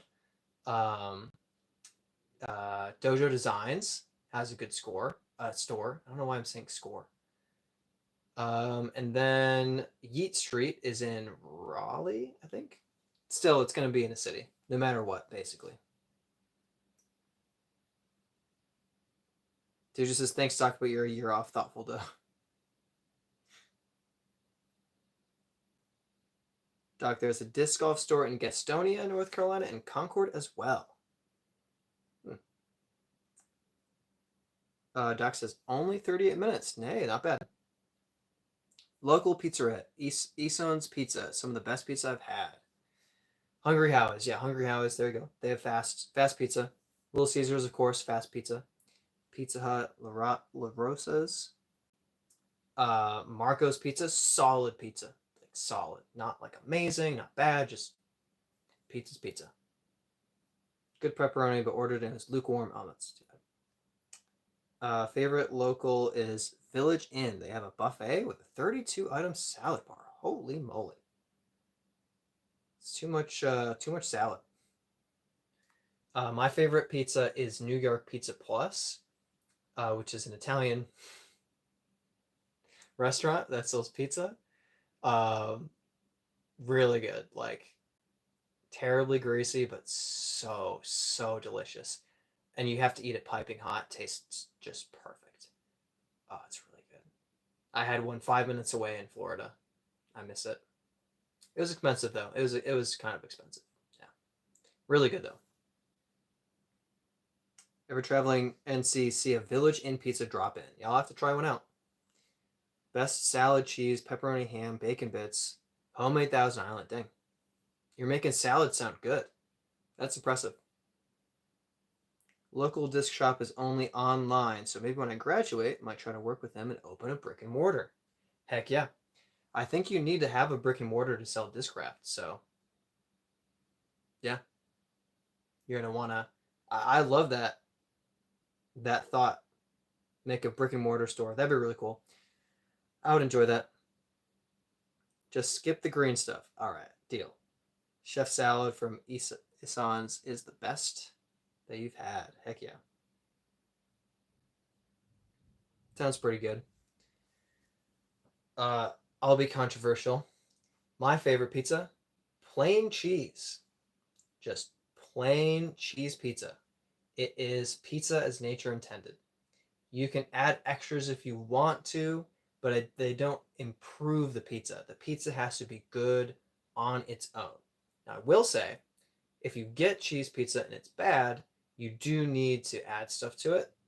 And that is when adding ranch to pizza becomes acceptable.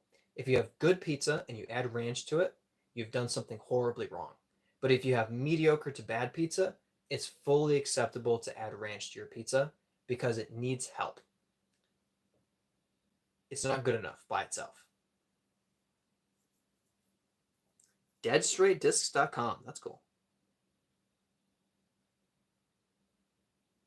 We need more brick and mortar stores that are spread out everywhere. Yeah.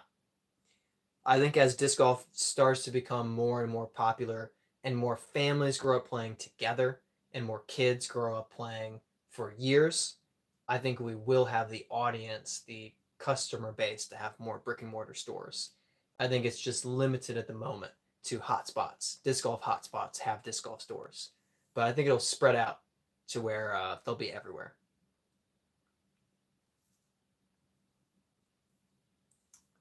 Brad is really Kevin from Home Alone.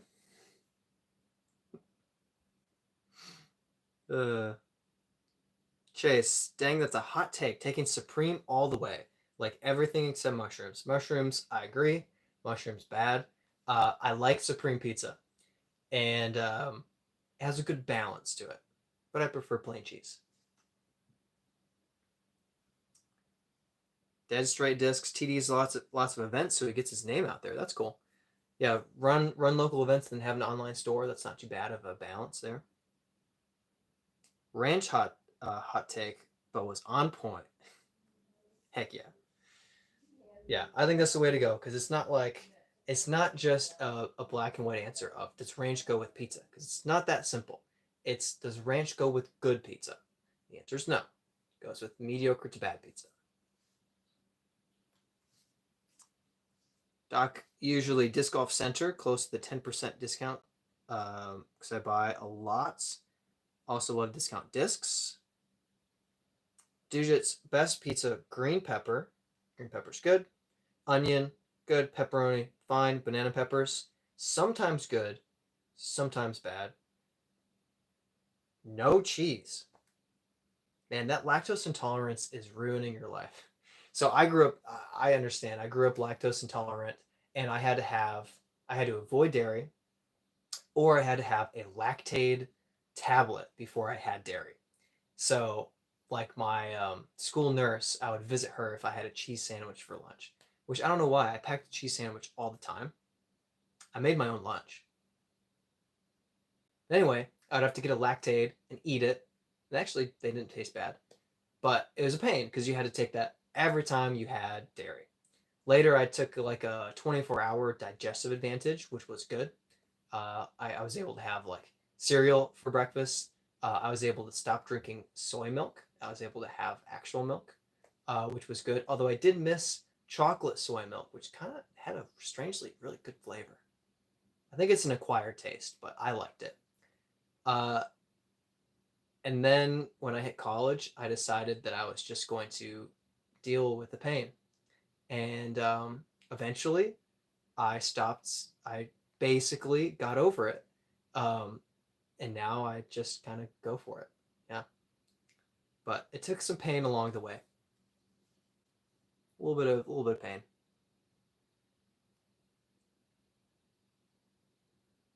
Doc says yes to Chase's Pizza except bacon. Had a bad experience at Mellow Mushroom Pizza.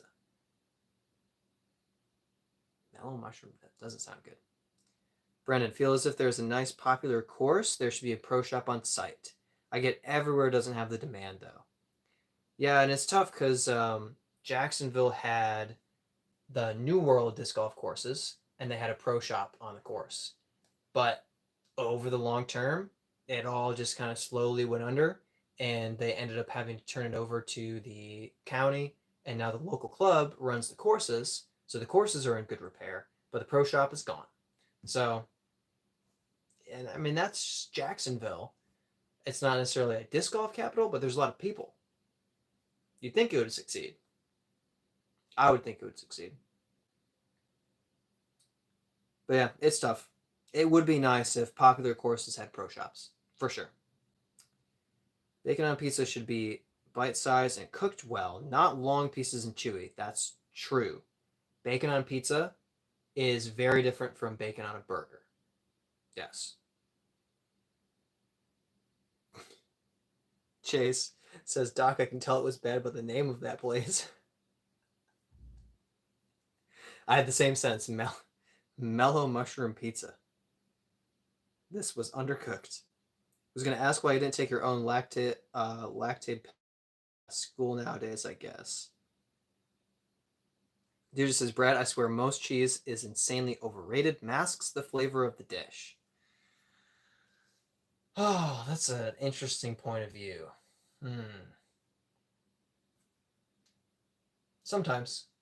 I like my cheese, but you probably have a point. Brendan, well, Doc, if it's normally made by a bunch of underpaid teens so they really don't care, I for sure wouldn't recommend Mellow Mushroom. Chase says, I see your super chat function is gone. Do you know why? Getting too rich. That is not why. Any more theories? His mom found out we were doing super chats to keep him up late. That's good. These answers. Dude just says, when I think Florida, I never think Jacksonville. Yeah, because it's basically Florida's armpit. When you think about a celebrity, you don't think about their armpit. Probably. So I believe the answer to the super chat function is I have YouTube is verifying my bank account payment method because they're trying to send me my first check, which is great. $100.48. So as they try to send it to me, they have to verify my bank account, and so they've suspended my monetized status, and they suspended ads on the channel. So I'm just kind of like waiting over the weekend for them to verify it. So that's where I'm at. Should just be today. Good question. Dude, you tried a lot of cheese dishes and not a fan. Well, you haven't had my cheeseburger soup. It would kill you, but you would love it. Only piece I really hated was Chuck E. Cheese, but man, they had a nice salad bar. This man loves his salad bars. Doc, Brad, Honest Rabbit Hole should check out cheese and its history in America. Some odd stuff went on. David Allen, how did you like 2 courses at Birchfield Park in Holt, Michigan? So personally, I like River's Edge better if it's not nasty, muddy, and mosquito ridden. So I'm guessing right now it's probably horrible. But I liked it. I like the lines. I like the wooded shot shapes, and kind of going just looping along the river was nice. So I like River's Edge. The other one is Renegade's Trail. I like Renegade's Trail, but I don't know. It's like it's almost a pro course, which is a good thing, but a little boring. I think it's a little bit boring. Yeah. Some great holes, but I think the Renegades Trail is a little bit flat of an experience. So that's my opinion. I like River's Edge more. I like Renegades Trail, but it's kind of mildly underwhelming. Just a little bit, a little bit. But it is able to host like pro tournaments, which is fantastic and essential. So for that reason, I think that Birchfield Park is excellent. Yeah, that's my opinion. Good courses.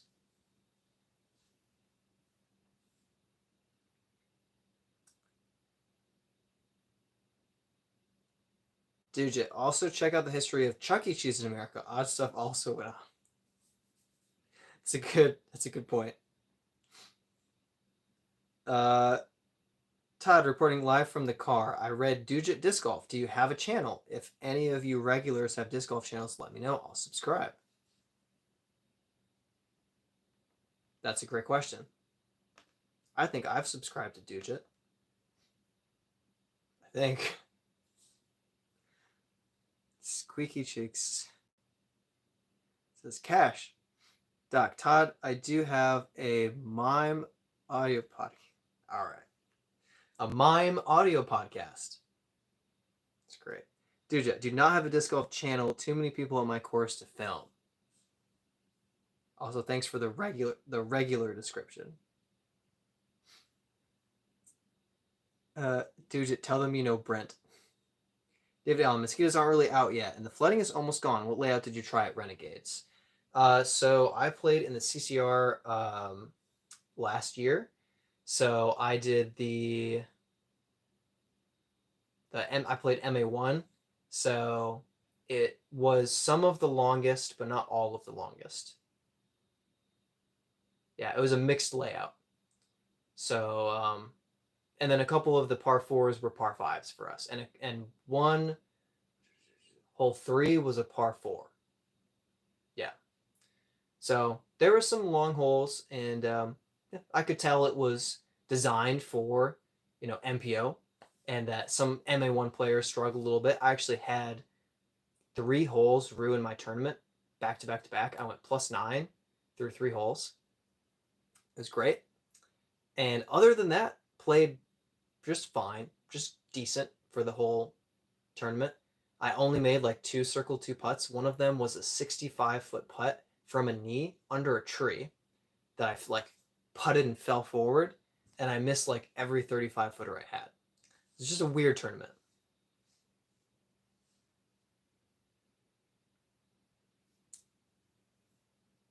Rivers is sick, gotta agree. Yeah, I like the layout. I think it's good.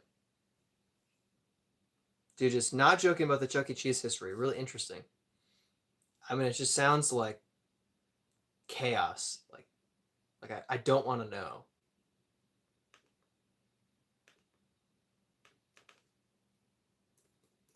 Now I have to know.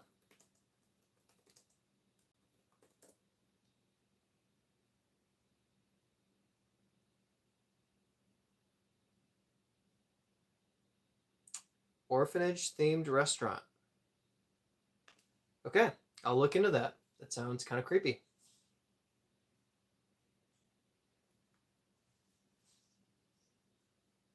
Almost all restaurants have cheese on everything. cheese caves are converted limestone mines in Missouri, where the U.S. government stores a vast quantity of cheese, estimated to be over 1.4 billion pounds. I did know about cheese caves. I did not know it was 1.4 billion pounds. Is Brad up in Missouri spying on the cheese? Michigan, not Missouri. Chase, got to get out of here, but hope the stream goes well and y'all can somewhat agree on a restaurant. Thanks for joining us, Chase. Appreciate you hanging out for a while. Heal quickly. Keep your spirits up. Everything's going to be all right, even though it might suck for a while. But I hope it doesn't. Hope it's all good. And catch you soon. Chuck Odd, love the channel. Keep it coming. Absolutely. Thanks for hopping on and joining for a bit. Appreciate it. Yankee State's all the same. Talk.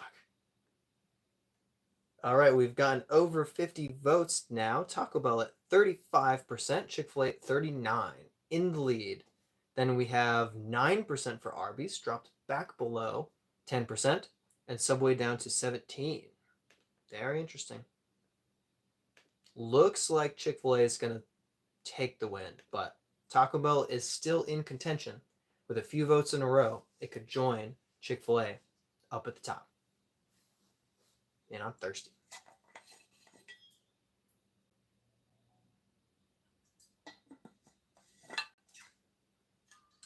Holy Chicken's going to take it. How does Chick-fil-A win on a Sunday? That is a great question. They're not even open, people. That is a great question, Doc. That is a question worth asking. Well done.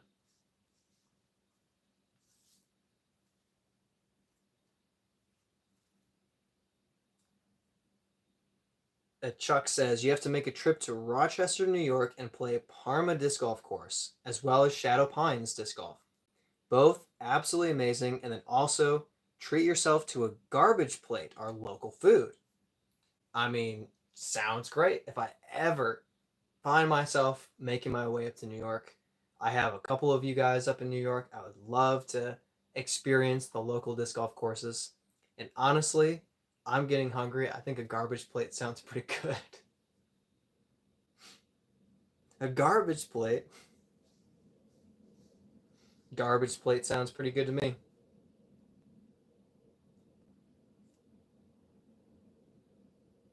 That's what Yankees call anything that's not soup. It's real food, many calories, but so worth it. Is it like is it a specific item that's like it's a specific food dish that's the same every time? Or is it kind of like an amalgamation of things that changes? I don't know if that question makes any sense. Soup is garbage bowl as opposed to garbage plate, of course.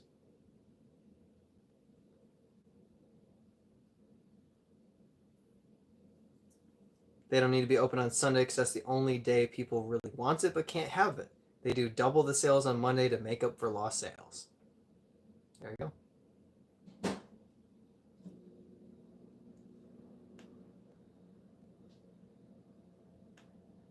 Dude, I would eat a garbage can full of potato hash with onions and peppers, though. Would you put ketchup on that?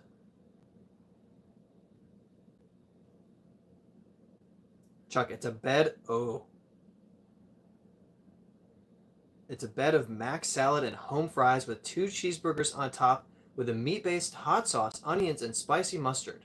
They look terrible but are amazing. So, for me, the spicy is the only element I'm not up for. Everything else sounds amazing. So, no for the ketchup. All right, that's very passionate. That's good to know that it's a no for the ketchup. Goodness.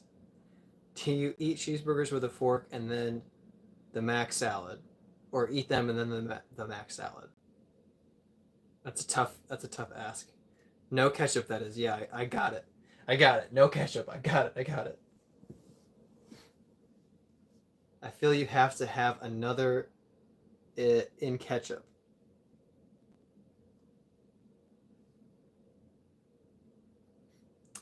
Brad, you would not care for my chili. No, I would not. I'm not up for spice. Not up for spice.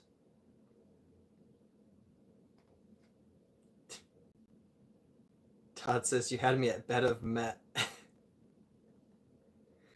Todd, are you live from the car or live from the course? You ruin it with liquid tomato. I'm sorry, it was just a question. Think of fried cubes of potato with sauteed peppers and onions. Sounds good. I just don't know if I had ketchup right next to me, if I would put some on and try it with ketchup or not.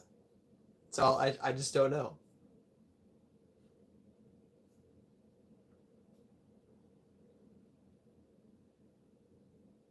Prince says I can't text. It's all good. All good. Doc said, had an argument with someone, no jalapenos, then it's not chili. That's the thing. Chili is you can just call something chili and it's just chili. Like everybody has a different recipe for chili that's wildly totally different ingredients. Whether or not it has corn in it. Like it's just whatever. Burgers aren't on a roll, they're just on top of the mac salad and home fries. And so you cut the burgers up, get a bite of burger, mac salad, and home fry. That makes sense. And that sounds good. Sounds really good. I really am getting hungry. Doc says, it's soup. Ketchup makes everything better. Turtle Man said hi. Thanks for hopping on, Turtle Man. Chuck says, I'll be watching every Sunday, man. Keep it up. Heck yeah. Every Sunday, 6:30 p.m. EST, we go live. Sometimes it's 6:32 because I'm not in my normal setting, so I had to take a few extra minutes to set up. Ketchup is overrated. Man, Dude doesn't like ketchup, doesn't like cheese. I'm wondering if you really are an American or not. Todd reporting live from the course. It's on like Donkey Kong. All right. Sounds like Hamburger Helper. Nah, sounds way better than Hamburger Helper. Brennan, liquid tomatoes make the world go round, but it has to be Heinz, no Hunt's. Interesting. I don't know if I personally care the difference, but never had Whataburger or any of those famous places that are not in New York. I agree with you on soup, Doc, but not ketchup.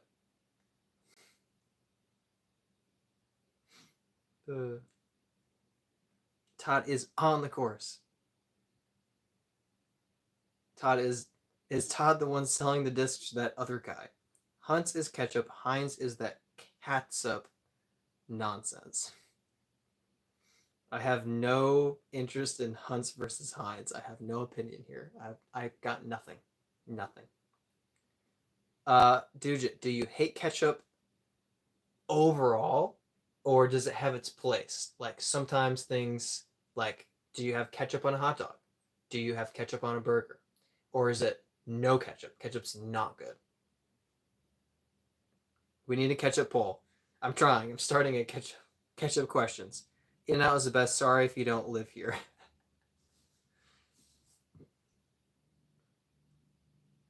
Hunts. Culver's is better than In-N-Out. Culver's is a tough one.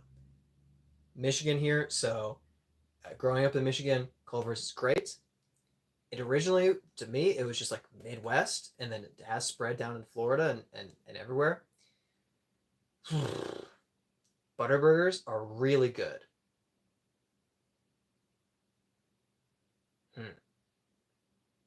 But there's something about them that kind of holds them back a little bit.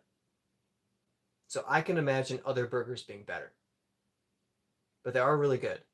The thing is, Culver's best is their ice cream. Their concrete mixers are their best menu item. And it's not close.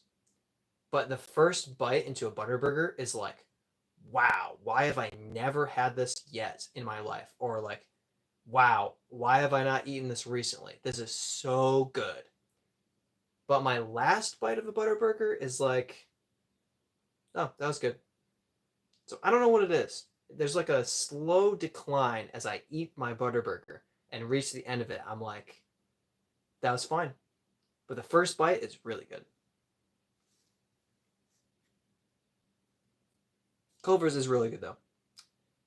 Todd, I'm not the one at risk of being unalived by a phony disc selling scheme. Steven, In-N-Out is the one I was thinking of but forgot the name. Good catch. It's also Whataburger, but yeah. Brennan got Culver's. I'm curious, what's a good order? The ice cream is superior. Dude, you gotta leave for my 30 minutes again. Be back if you're still on. We should be on 30 minutes. And then we'll be off again. But hopefully we'll catch you soon. That's the regret setting in mid-bite. That's good. That's good. I've heard that Culver's fish is pretty good. Culver's Butterburger is great, yeah. Yeah. Best burgers are local greasy spoon. If you don't have chest pains, then no, it's not a real burger place. It's tough. I've tried a lot of like local burgers. I liked growing up, I didn't like trying many new foods. So if a restaurant had pizza, like a personal pan pizza, I would eat plain pizza, plain cheese. Or if they had a burger, I would eat that. I really wasn't risky. So I've had a lot of burgers across a lot of different like local places. And it's kind of hard because Five Guys, I feel like, does it just as well as any local burger I've had, with maybe one or two exceptions.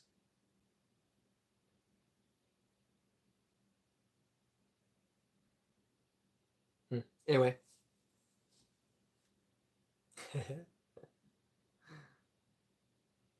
Luke, do you feel more confident when you know you're getting Taco Bell after your round? Yes. Yes, I do.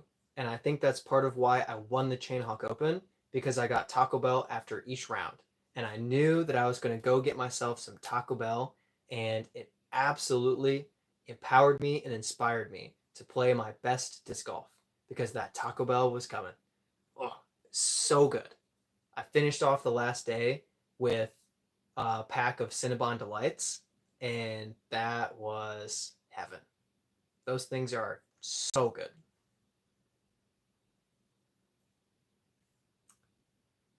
Lori's here. Hello. Thanks for hopping on and joining us. Taco Bell is for getting drunk after a bad round.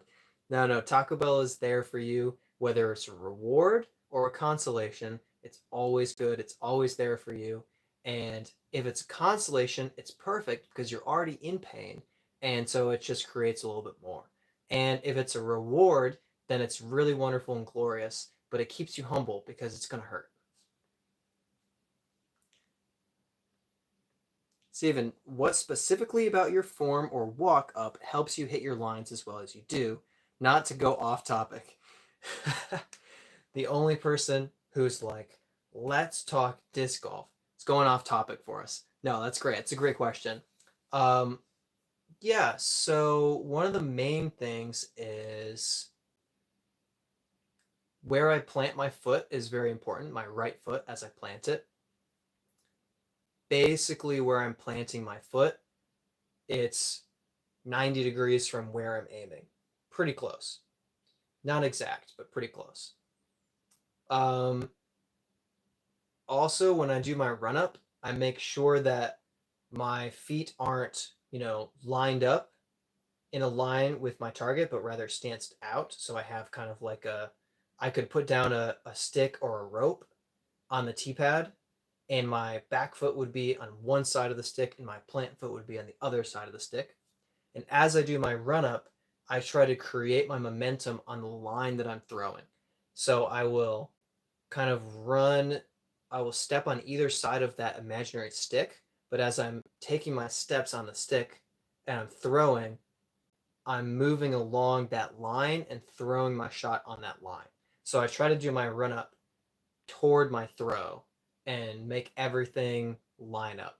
I don't know if that makes any sense, but that's how I do it. That's kind of my sense of timing. Todd reporting live from the course. Seem to have lost my EMAC truth on my first throw. No. That's because Doc wished you good luck. Laura says, have a great night or day. Thank you. It is evening for me. in Michigan. Love your content. Thank you. Doc says, Brad, how many plain Taco Bell tacos can you eat and why is it 20? Probably 20, but the downside is I don't like the plain soft shell tacos that much. But yeah, they're like 2 bites. It's like it's gone. It's so fast. But beefy 5-layer burritos, I could only do 3. So it's like it's this weird thing that the soft shell tacos have. They seem like they have nothing in them, but the beefy 5, well, they're beefy, but they really seem to have a lot. Todd, I'm so sorry about your truth. Luke says, got it. Key to success is Taco Bell after rounds. Also, Taco Bell before rounds, because tell you what, it's motivating. Todd, never mind. Found it next to the water. 40-foot putt for birdie. Hey, didn't lose it. Good job, Todd. The disc part of the water. Luke, do you think that your hips are huge in aiming for disc golf? I really read that. Do you think your hips are huge? And I was like, no. Hips are important. For me, aiming, I would say aiming, it's more about foot placement, but power, I think hips. Yeah. Todd out here giving heart attacks on the first throw. Live at the course, off the basket, tap and par. All right, good update, good update. Brennan, out for the evening. Have a good stream. Thanks for joining us, man. I really appreciate it. A lot of fun. Thanks for hopping in and chatting. Steven, wow, that was insightful. Thanks. I hope it's helpful. Hitting lines is my weakness and the reason why I struggle with getting great scores. And I'll say, it's not something that originated from me, that kind of line. Johnny McRae put down a stick and had me take my run up on both sides of that stick during my lesson with him. It was similar to how I was envisioning my throws, but it helped me do it more intentionally. And I think I've gotten more consistent because of it. Kamto says, nice beard. Thank you. Appreciate it. Grew it myself. Doc says, usually do a Bel Grande meal and a 3 taco meal. Love their tea. Never had their tea. Doc says, also read big hips. Well, here, me and Brad thinking alike tonight. I'm scared. You should be scared.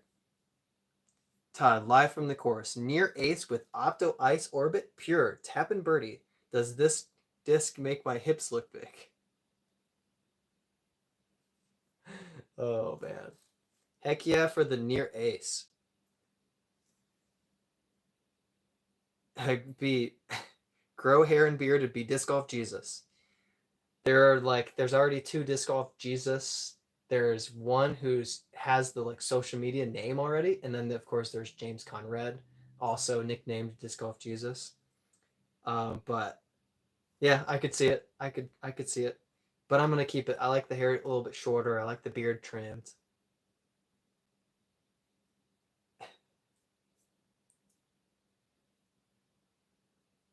Yeah, dude. There is a Disc Golf Jesus social media guy, and he's got the hair and beard. He's got it. Luke says, on a 150-foot hole, how many throws till you ace? Well, I have one video out where I was on a 170-foot hole, and it took me 30 throws for my ace, and I got 2 in 100. So, 150-foot hole. It's a great question. The way that I played on Friday, I threw 4 shots at a couple of 150-foot baskets, and I hit metal often. The way that I played today, it would take me 150 tries. I would say without any wind, I think 20 to 50, 20 to 50, 20 to 40 probably. Yeah. Todd says, Luke, for me, 1,000 and counting. It's only 150. I believe in you. You near ace with an Opto Ice Orbit Pure. So just take a few pures out there and start throwing.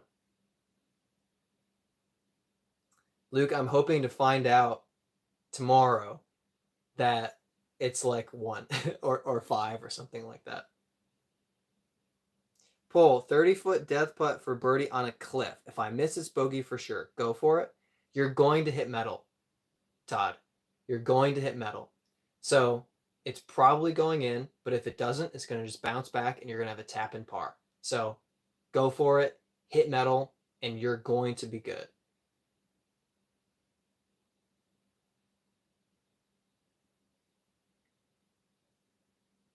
Doc says, need a Brent versus Brad segment each night with a poll, i.e. first to birdie, Brent or Brad. Todd says, thanks, boys. So he must have made it. Or maybe it's just thanks for the encouragement. So maybe he airballed it. Doc says, by the way, I'm voting Brent. Rude. Hey, Brent, today Brent did not start well at Eastway. I think I would have birdied hole 1, so I think I'll vote myself. Luke's voting me. Heck yeah. It's tough. It depends on what the hole is. Brent can throw a little bit further than me, so if we're starting out on a couple of 380-foot holes, I might not be able to keep up.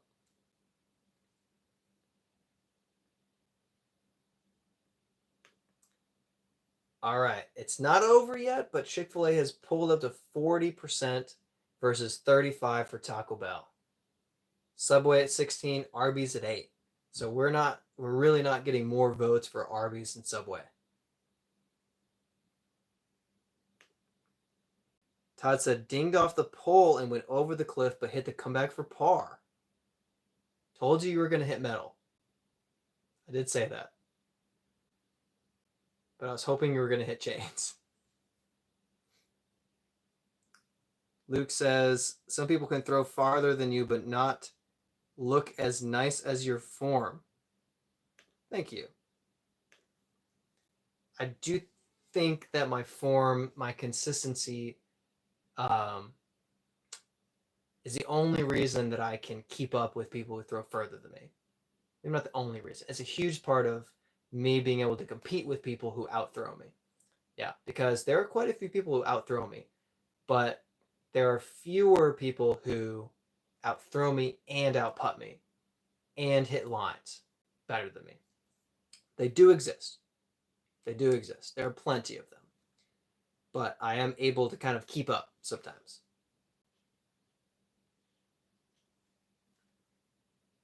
Got that Ed Sheeran form. Oh, you meant throwing form. Yep. I don't know. Maybe Ed Sheeran would make a great disc golfer, and we just don't know it. Have to get him out on the course sometime.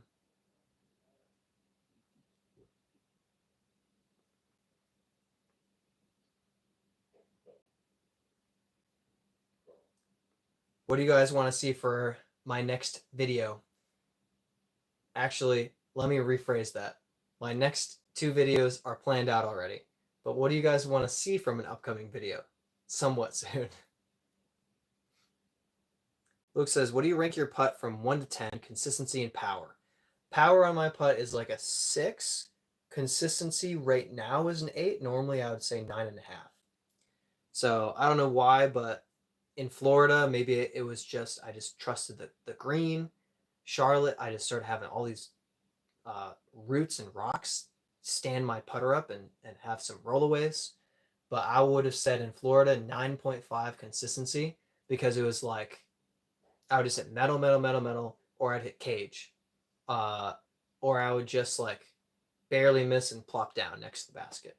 So power, yeah, probably for putting power, I would say 6. Yeah, it's pretty low, but that's kind of by design, to where I kind of drop into the basket, drop into the chains.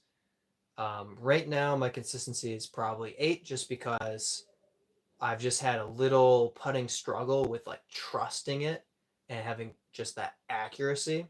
Sometimes it's like, I don't know where this putt's going to go, especially long putts.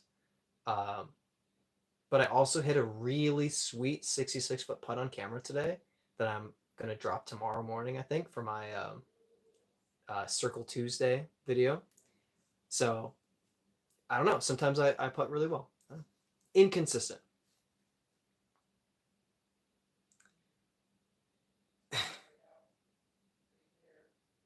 The shape of you or a shot. Taza Disc Golf live from the course birdie with AVR 3. That's how it's done. That is how it's done. Luke says, do you think that it will improve your game with the new courses? Are you asking if playing new courses will improve my game? Is that what you're asking?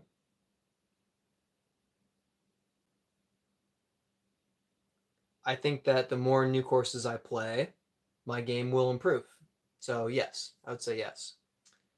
Occasionally, some courses are just quite difficult or just not my style, and that can maybe hinder me slightly.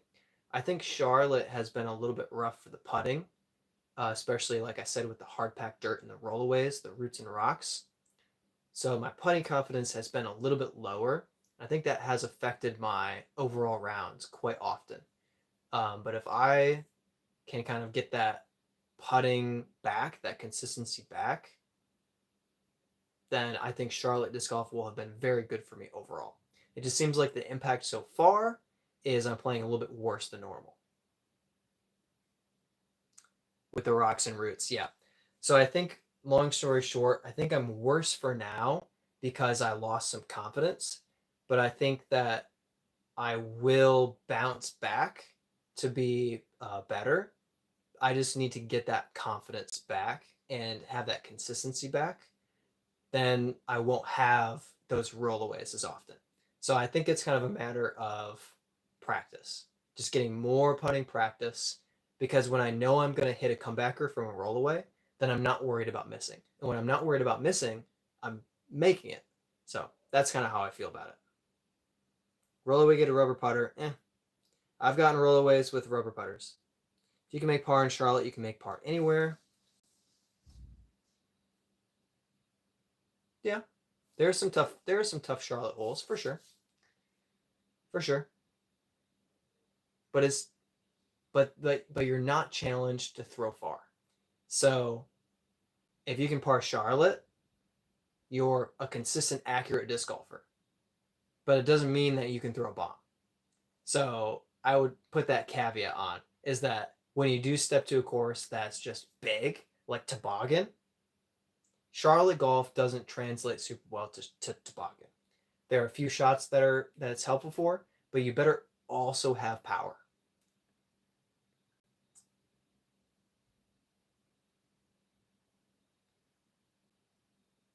Live from the course for Todd. Missed 30-foot birdie putt, tap in par, 2 down after 5 holes.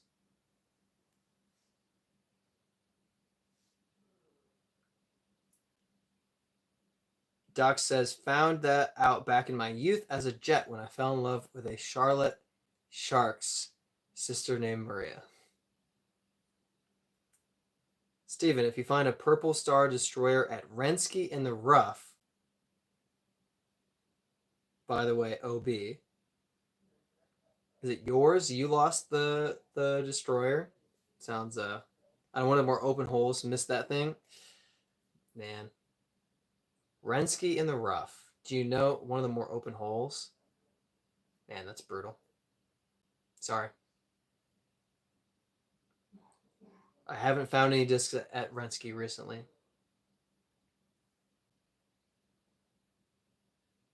Luke says, has your mental game been great all the time, or are you still building it up? And if so, what do you do or tell yourself to calm down and reset?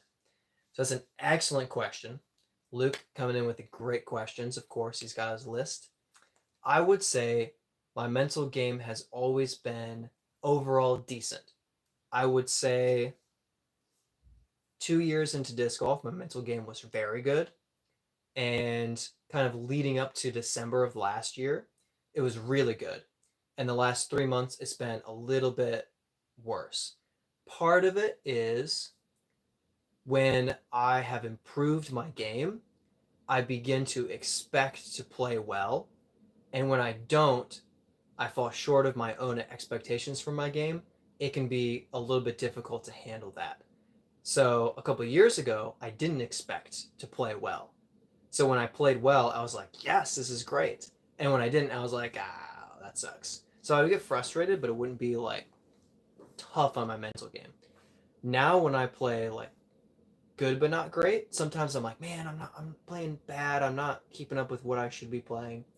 So it's important for me to have a realistic expectation that not every round will be me playing my best.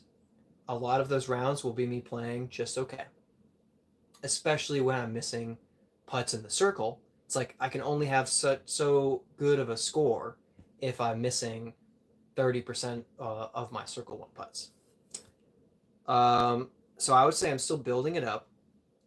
What do I do or tell myself to calm down and reset?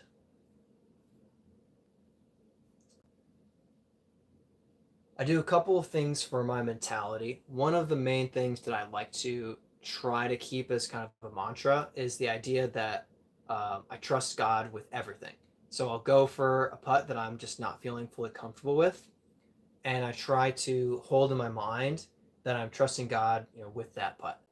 Whether it goes in or not, it's okay. It's gonna be okay. I also try to remember that uh, a missed putt is only on one hole, and it doesn't mean that I'm going to miss my next putt. It doesn't mean that I'm going to play badly for the tournament. It's just one missed putt. It's hard when you have six of those, but if you can still kind of isolate those missed putts and retain your confidence in your putting, then it's a shot that at some point your putting is going to start hitting. You're going to start hitting your lines like you want to. If you do mentally lose it and give up early, it's so hard to recover from that. My mental game in the Chain Hawk Open was very, very good. And I had 7 birdies. So, sorry, I had 7 bogeys and 6 bounce back birdies out of those 7 bogeys. So I really was able to handle the failures because I had a lot of confidence, I had a lot of trust. And um, if I had really let it get in my head on those bogeys and taken pars after them, I might not have won. So those kind of bounce back birdies were very important for taking the win. So a lot of that was just a positive mentality to recognize that I'm going to screw up. If I really think I'm never going to bogey again in my life, I'm an idiot. So when I do bogey, I just have to remember that it was going to eventually happen. I was going to bogey eventually, and just move on because I know I'm going to also birdie. Yeah, so that's kind of like overall, I would say, um, realize you're going to bogey, realize you're going to birdie. But if you have some confidence in your game, you know that you're going to birdie often, and you're going to bogey, maybe occasionally, maybe a lot, whatever. But recognize that over time, you're going to trend upward in your game, and hopefully you'll be at a point where you birdie more often than you bogey. So when you do bogey, you let it go and you go back to getting your birdies.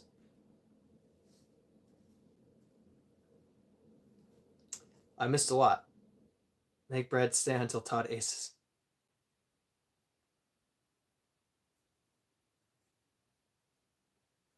Doc says, on Luke's question, do you pray in the course or do you feel like it's a bit shameful to pray for something so minor? Great question.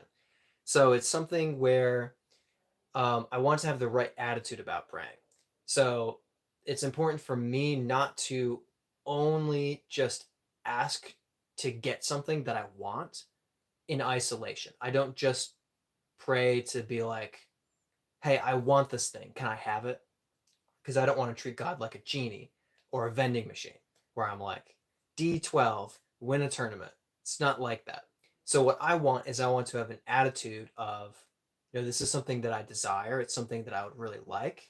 Um, but I want to act well with it. I don't want to be arrogant if I do win. I want to glorify and praise God when I do win.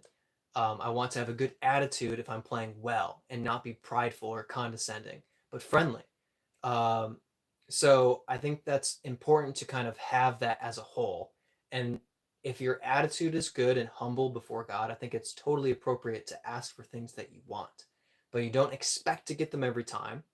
And you want to glorify God with the circumstances of when He does bless you with something, you better be grateful, because you didn't just, you prayed for Him to bless you and He blessed you, and you're like, yeah, look what I did. It's like, no, no, no, don't do that.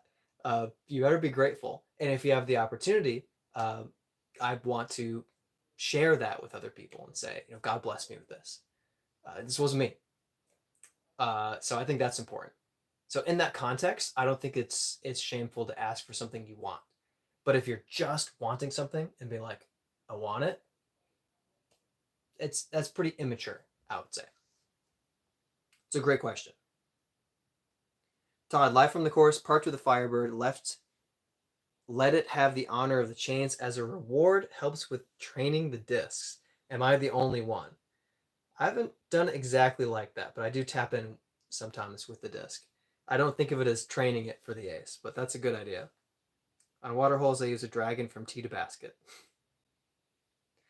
Todd, live from the course, missed my first ace by inches with the Iron Samurai 4. Left with a 40-foot comebacker.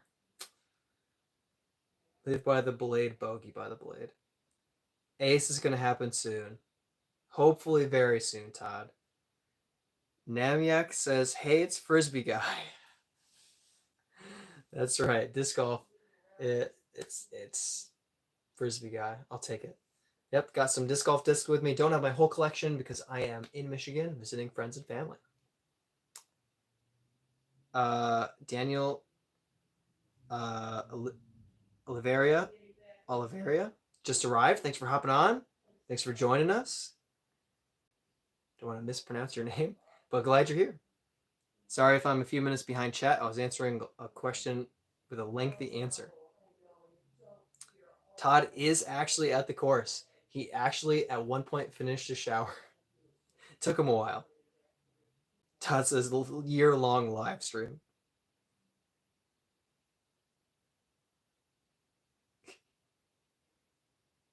Oh gosh. Namak. Namyak. Got a question for you, Frisbee guy. Would you rather fight a 6-foot, 300-pound man or 5 average 10-year-olds? I would want to fight the 10-year-olds. Not because I think that I would have a better chance of winning, but I just think it'd be more fun. It's not true. Don't arrest me. Yeah, I weigh 150. I would not want to fight someone twice my weight. But 10-year-olds, I was a camp counselor. I had 8 and 9-year-olds on my team. I could have taken my team. Yeah. And I usually had 7 or 8 of them. So I think 5, 10-year-olds, yeah. It's a great question.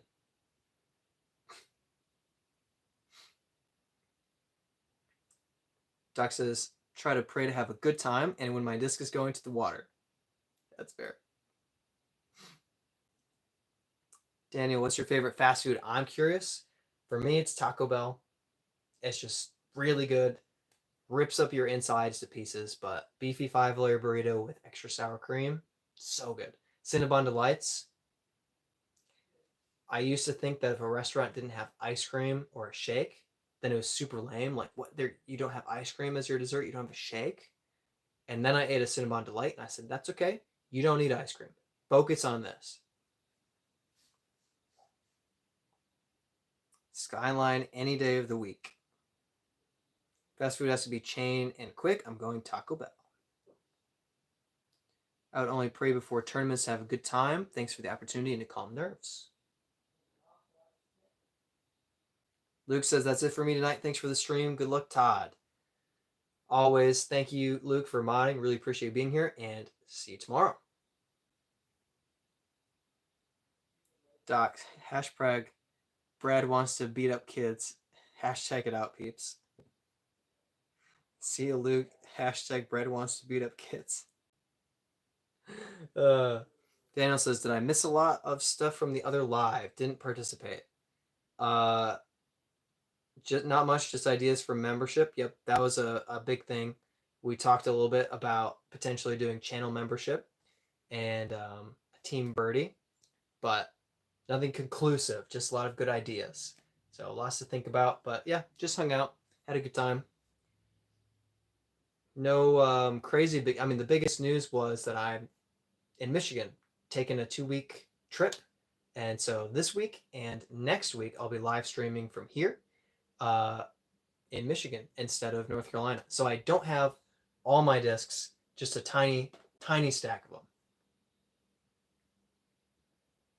Just Brad going on about soup and how he looks like Ed Sheeran. Chicken quesadillas are the best. At Taco Bell are the best. Daniel says, thanks, Doc, for updating me. Chicken quesadillas are pretty good. Pretty good. We got ourselves, 40% for Chick-fil-A, 33 for Taco Bell. So I would say steadily, Chick-fil-A has steadily been leading by a little bit more over time. So it's not over, but it looks bad for Taco Bell. 16% for Subway and back up to 10% for Arby's. Live from the course, finished 3 down after 9, 179 UDisc rated round. I think that's exactly my everyday rating. So yeah, not bad, not bad. Not bad at all. You'll get that ace soon. By the way, while on about tacos, old El Paso taco boats. Put them in the air fryer. Sounds good. Sounds good. Let's see. There was no Pro Tour event this weekend, right? I didn't see any coverage. I didn't see anything. So were the pros playing any big tournaments, or is it just like totally an off week? Really taking advantage of the free rating merch. Free rating March. Sorry. March. Recently figured out my everyday rating. Nice. Tastes like taco salads at restaurants. This man likes the salads. Hope Ed Sheeran wins. Nice. In fact, Frenzy just hopped in. Heck yeah, thanks for hopping on, joining. Go throw tourney. Okay, so that's your free rated tournament is the go throw. Is that what we're talking about? Masters at Eagles Crossing. Oh, I'm back. I see. I missed the chat update. Okay. So the pros were playing Masters at Eagles Crossing and the go throw tourney. A lot of them played. Okay. 210 people? Woo, that's a lot. Love UDisc ratings. UDisc is nice. It's nice. A little over 900. Good night. It's a lot of people.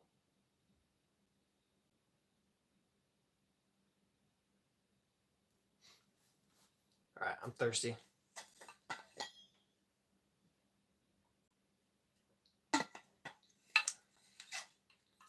Well, I'm getting quite hungry, so I think I might have to end it at 10. And you can't give me super chats to keep me on longer because YouTube shut me down for the week or for the weekend. So I'm getting off at 10. Burr is wrapping up his knee now. I think he's playing too much. Ooh, that's not good. It's not good. Daniel says, I'll ask a deeper question. Feel free. We enjoy talking about any reasonable question that's not disgusting. Taco Bell soup, yeah. I have some leftover wings from Buffalo Wild Wings. Taco Bell soup would be really good. Also, might eat a bowl of cereal because I feel like it. Taco Bell cheeseburger soup. Oh my goodness, that sounds good. To be fair, I do put sour cream in my cheeseburger soup, and it makes it better. No thanks to chicken. What else you got? I mean, boneless wings are barely chicken anymore. it's really breading and sauce. And then there's a little bit of chicken on the inside, but it's really not chicken anymore. I also tried the I think I've had it before, but the oh, shoot, what's it called? The Mountain Dew. What's their exclusive Mountain Dew? Insanity or something?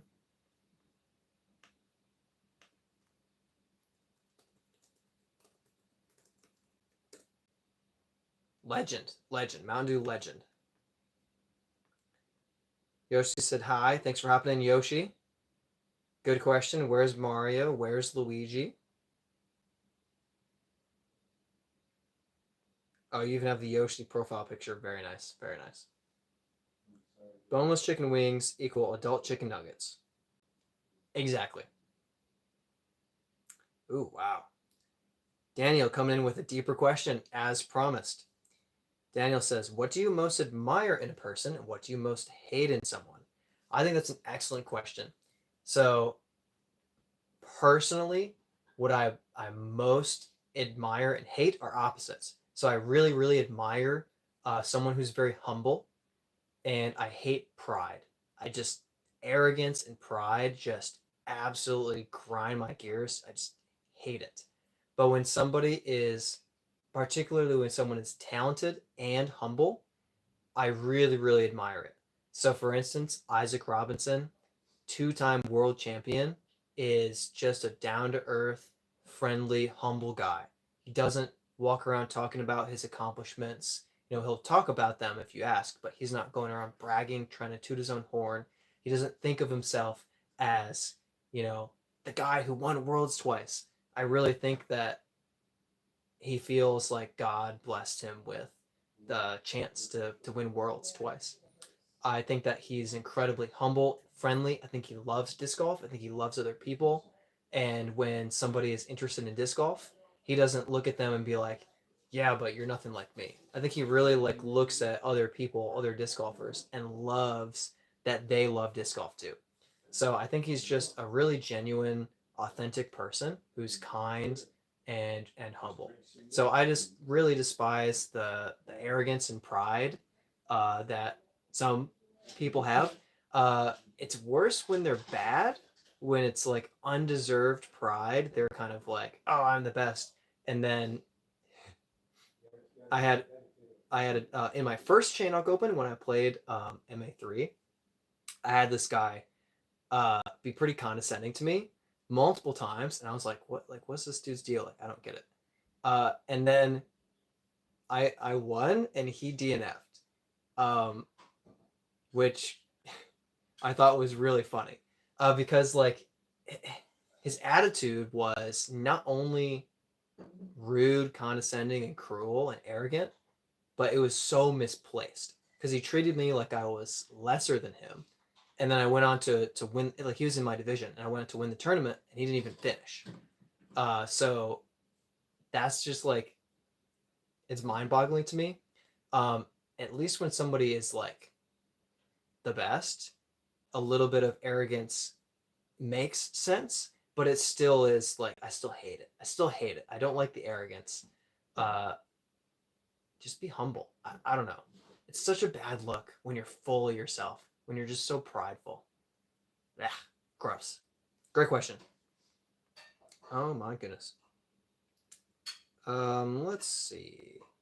Yoshi's gang is in the Mushroom Kingdom. Boneless is better than bone in most days. Sometimes the bone in just like tastes so good, but is it worth the effort? And sometimes that answer is just no, it's not. Just eat the boneless. But sometimes the bone in tastes like really, really good. I don't know why. Sometimes it tastes better.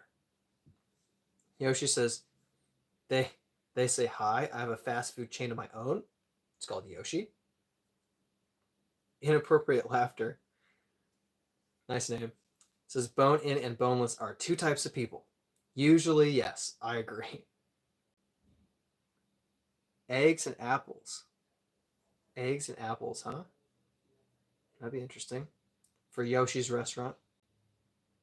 Dude, I would try to be positive towards them, but if that doesn't work, just avoid being around them the entire day. Oh, wait, what did I miss? Doc says, while doing deep questions, what would you do if you worked 12 hours a day with someone just super negative? Like they won the lotto and would complain for a month about the taxes. I definitely have been around people who are super, super negative. And yeah, I think Judith's right. Try to be positive towards them. If it doesn't work, just try to avoid them. Like a little bit of social feedback is appropriate if someone is just being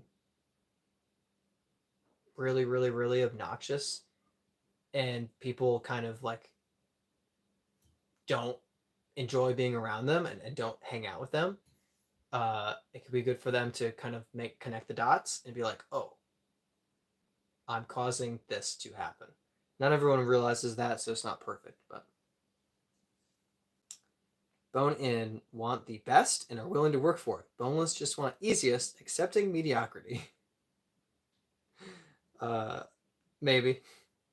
Did you know it? Oh, we already got that.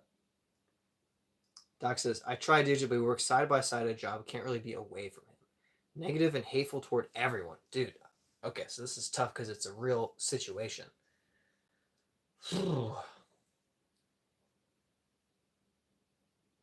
I think it's appropriate to have a very gentle, honest conversation about it if it's affecting work. Like if you can phrase it as sometimes it's difficult for me when we're working together to stay focused on my job and keep up my energy when you're being negative and complaining a lot. Is there any way that you can try to complain out loud a little bit less? Can we have conversations that are positive conversations? Like, can we talk about things that are encouraging? I don't know if that's possible, but that's what I'm thinking of. So I said it out loud. Yeah. Maybe put in an earbud. That's good. Depends on the job, of course, but praying he finds another job that he wants to take. I mean, honestly, I don't blame you for hoping that he takes a different job. Like that's a struggle, um, especially if you hope that he goes on to succeed, because that takes him away from you, and you're still hoping for good things for him. Go succeed. I want that for you. But yeah, that's really tough. Dana said, "Loved your answer. Totally agree." Yeah, yeah, tough. It's just tough. Arrogance is just tough. Also, when I was uh, elementary to middle school, I was arrogant. I thought I knew everything. I was such a little jerk. So I think part of it for me personally is I used to be really arrogant, and I'm grateful that God has transformed my life. And while I'm not perfect, my worldview, I think, has appropriately placed me in a position of, loved by God, which is a high position, but a servant of God, which is, a proper low position. I'm not worthy of honor and glory. God is, not me. So I know my place in a good way, in a healthy way. Yeah.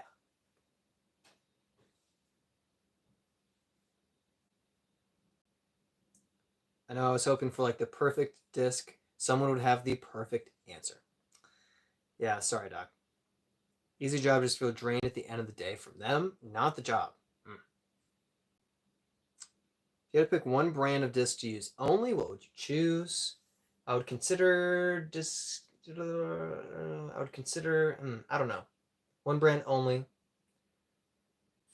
I might have to go. It's tough. Part of me wants to say Discmania, but if they don't have enough flippy stuff, like if I can't throw a soul, I might have to go Discraft just because they have everything, or Innova just because they have everything. But maybe Latitude or Discmania if I could build a bag of everything I want? I'm not sure. Good question. Doc picks trilogy. Brian says, "Are you in Michigan? How's the weather? Want to head downstate for some disc?" Michigan weather right now is getting a little bit better. It snowed a little bit last week down here in Jackson, Michigan, but it was 55 to 60 degrees in the last 2 days, and just super windy today. But I think it's supposed to be like 55 and up for most of the rest of the week. So a little bit of sunshine. It's great.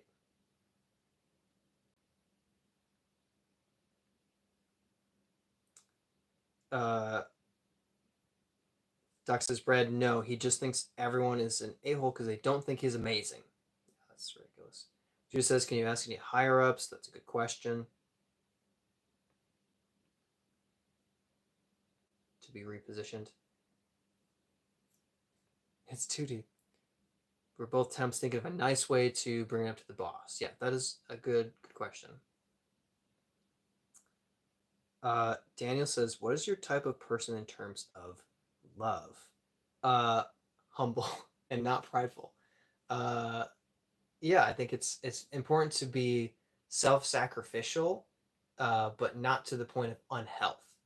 So putting the other person first is essential, because when you both put each other first, you're both first. But if you just put yourself first, then only you're first. And that sucks. Most of the time I want to scream, shut up, a few hundred times. Stuff. Ever dye any discs? I haven't done any dyeing personally, but I have a couple of buddies in Florida who've done dyes and for me, and they turn out really cool. I'm interested, and I might have to dye disc at some point just for the experience, but I haven't had any personal disc dyeing experience myself.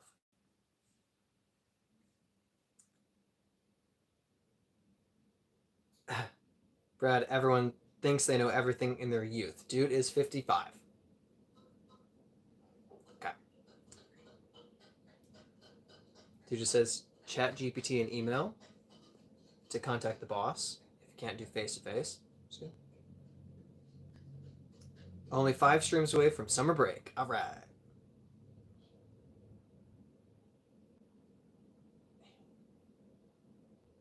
Lat 64 for Todd. Good vote. MVP and their affiliates. Brian says Shore Acres is calling my name. Shore Acres, huh? Come on.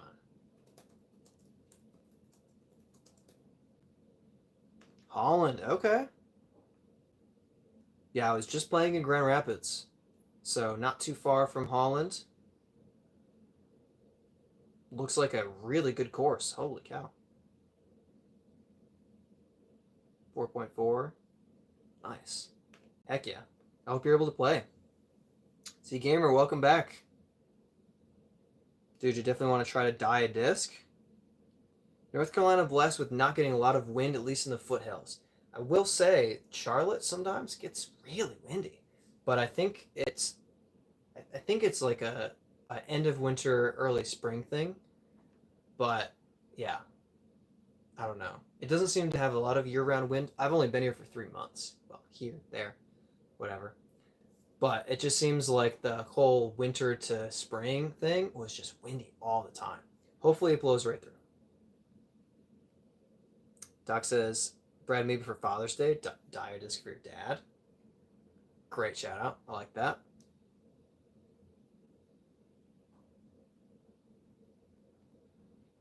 Catturn says, what's up, bro? Just hanging out, getting tired, having a good time. Thanks for hopping on. Dujit mistaking me for Doc. Doc's fears are coming true. Doc and I are in total agreement. No one can tell us apart. He should be very scared. Gabriel Smith, so waiting for you to host your own disc golf tournament. Me too. I would love to. That'd be so cool. Oh. Long-term plan. Long-term plan. It's a great idea. We do look alike. I didn't know you look like Ed Sheeran. Except for face, body, and also hair. All right, sounds about right. Dude just says agreed. I know. I would love it. I would love it. Love to host a tournament together. That'd be so, so cool. That'd be cool.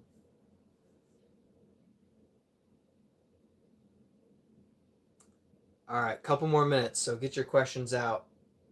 Please invite me first since I brought it up. Absolutely. I will make sure that the YouTube channel is very, very aware of the day that I'm able to host a tournament. You will all know. Daniel says, could you teach us the disc thing? So, I mean, there's a lot that goes into disc golf, but I do have a couple of instructional videos on my channel. The main thing, like the biggest thing for disc golf, is when you throw, you don't want to throw with finger on the outside. You need to hook at least one finger under the rim, if not multiple. Power grip or fan grip. I prefer fan grip personally. But you've got to get something under the rim when you're gripping the disc so that when you throw, it snaps out of your hand fast. If you're holding it on the outside like this, you're going to throw it and it's just going to go left. And you're going to feel dumb because you used to throw a frisbee really far and now you can't throw a disc. That was me. Yeah, I mean, there's tons of instructional videos. I couldn't possibly go through everything in a live stream. But yeah, there you go. That's the disc thing. Catturn found a love. Good.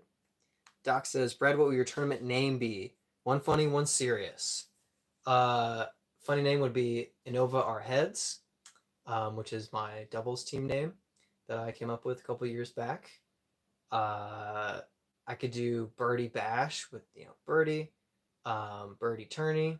That's stupid. I don't like that one at all. That one's dumb. Serious name. I don't know. I'm not very good at serious names. Birdie Times Taco Bell fundraiser, probably. That would be a good one. Daniel says, take a look at the channel. Good. Take a look at it. I have a how to play disc golf video.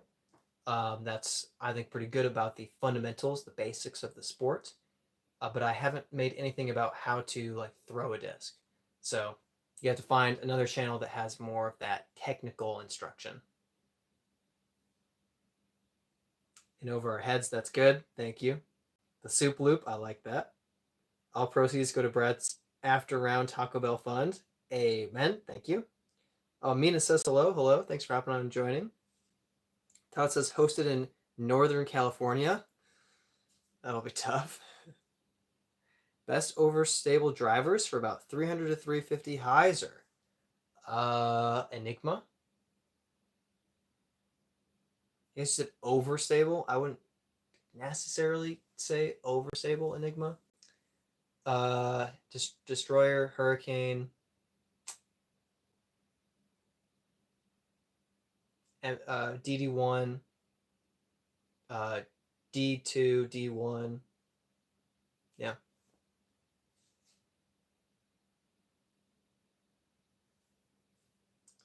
Soup loop for funny birdie or die. Any score over birdie is no points.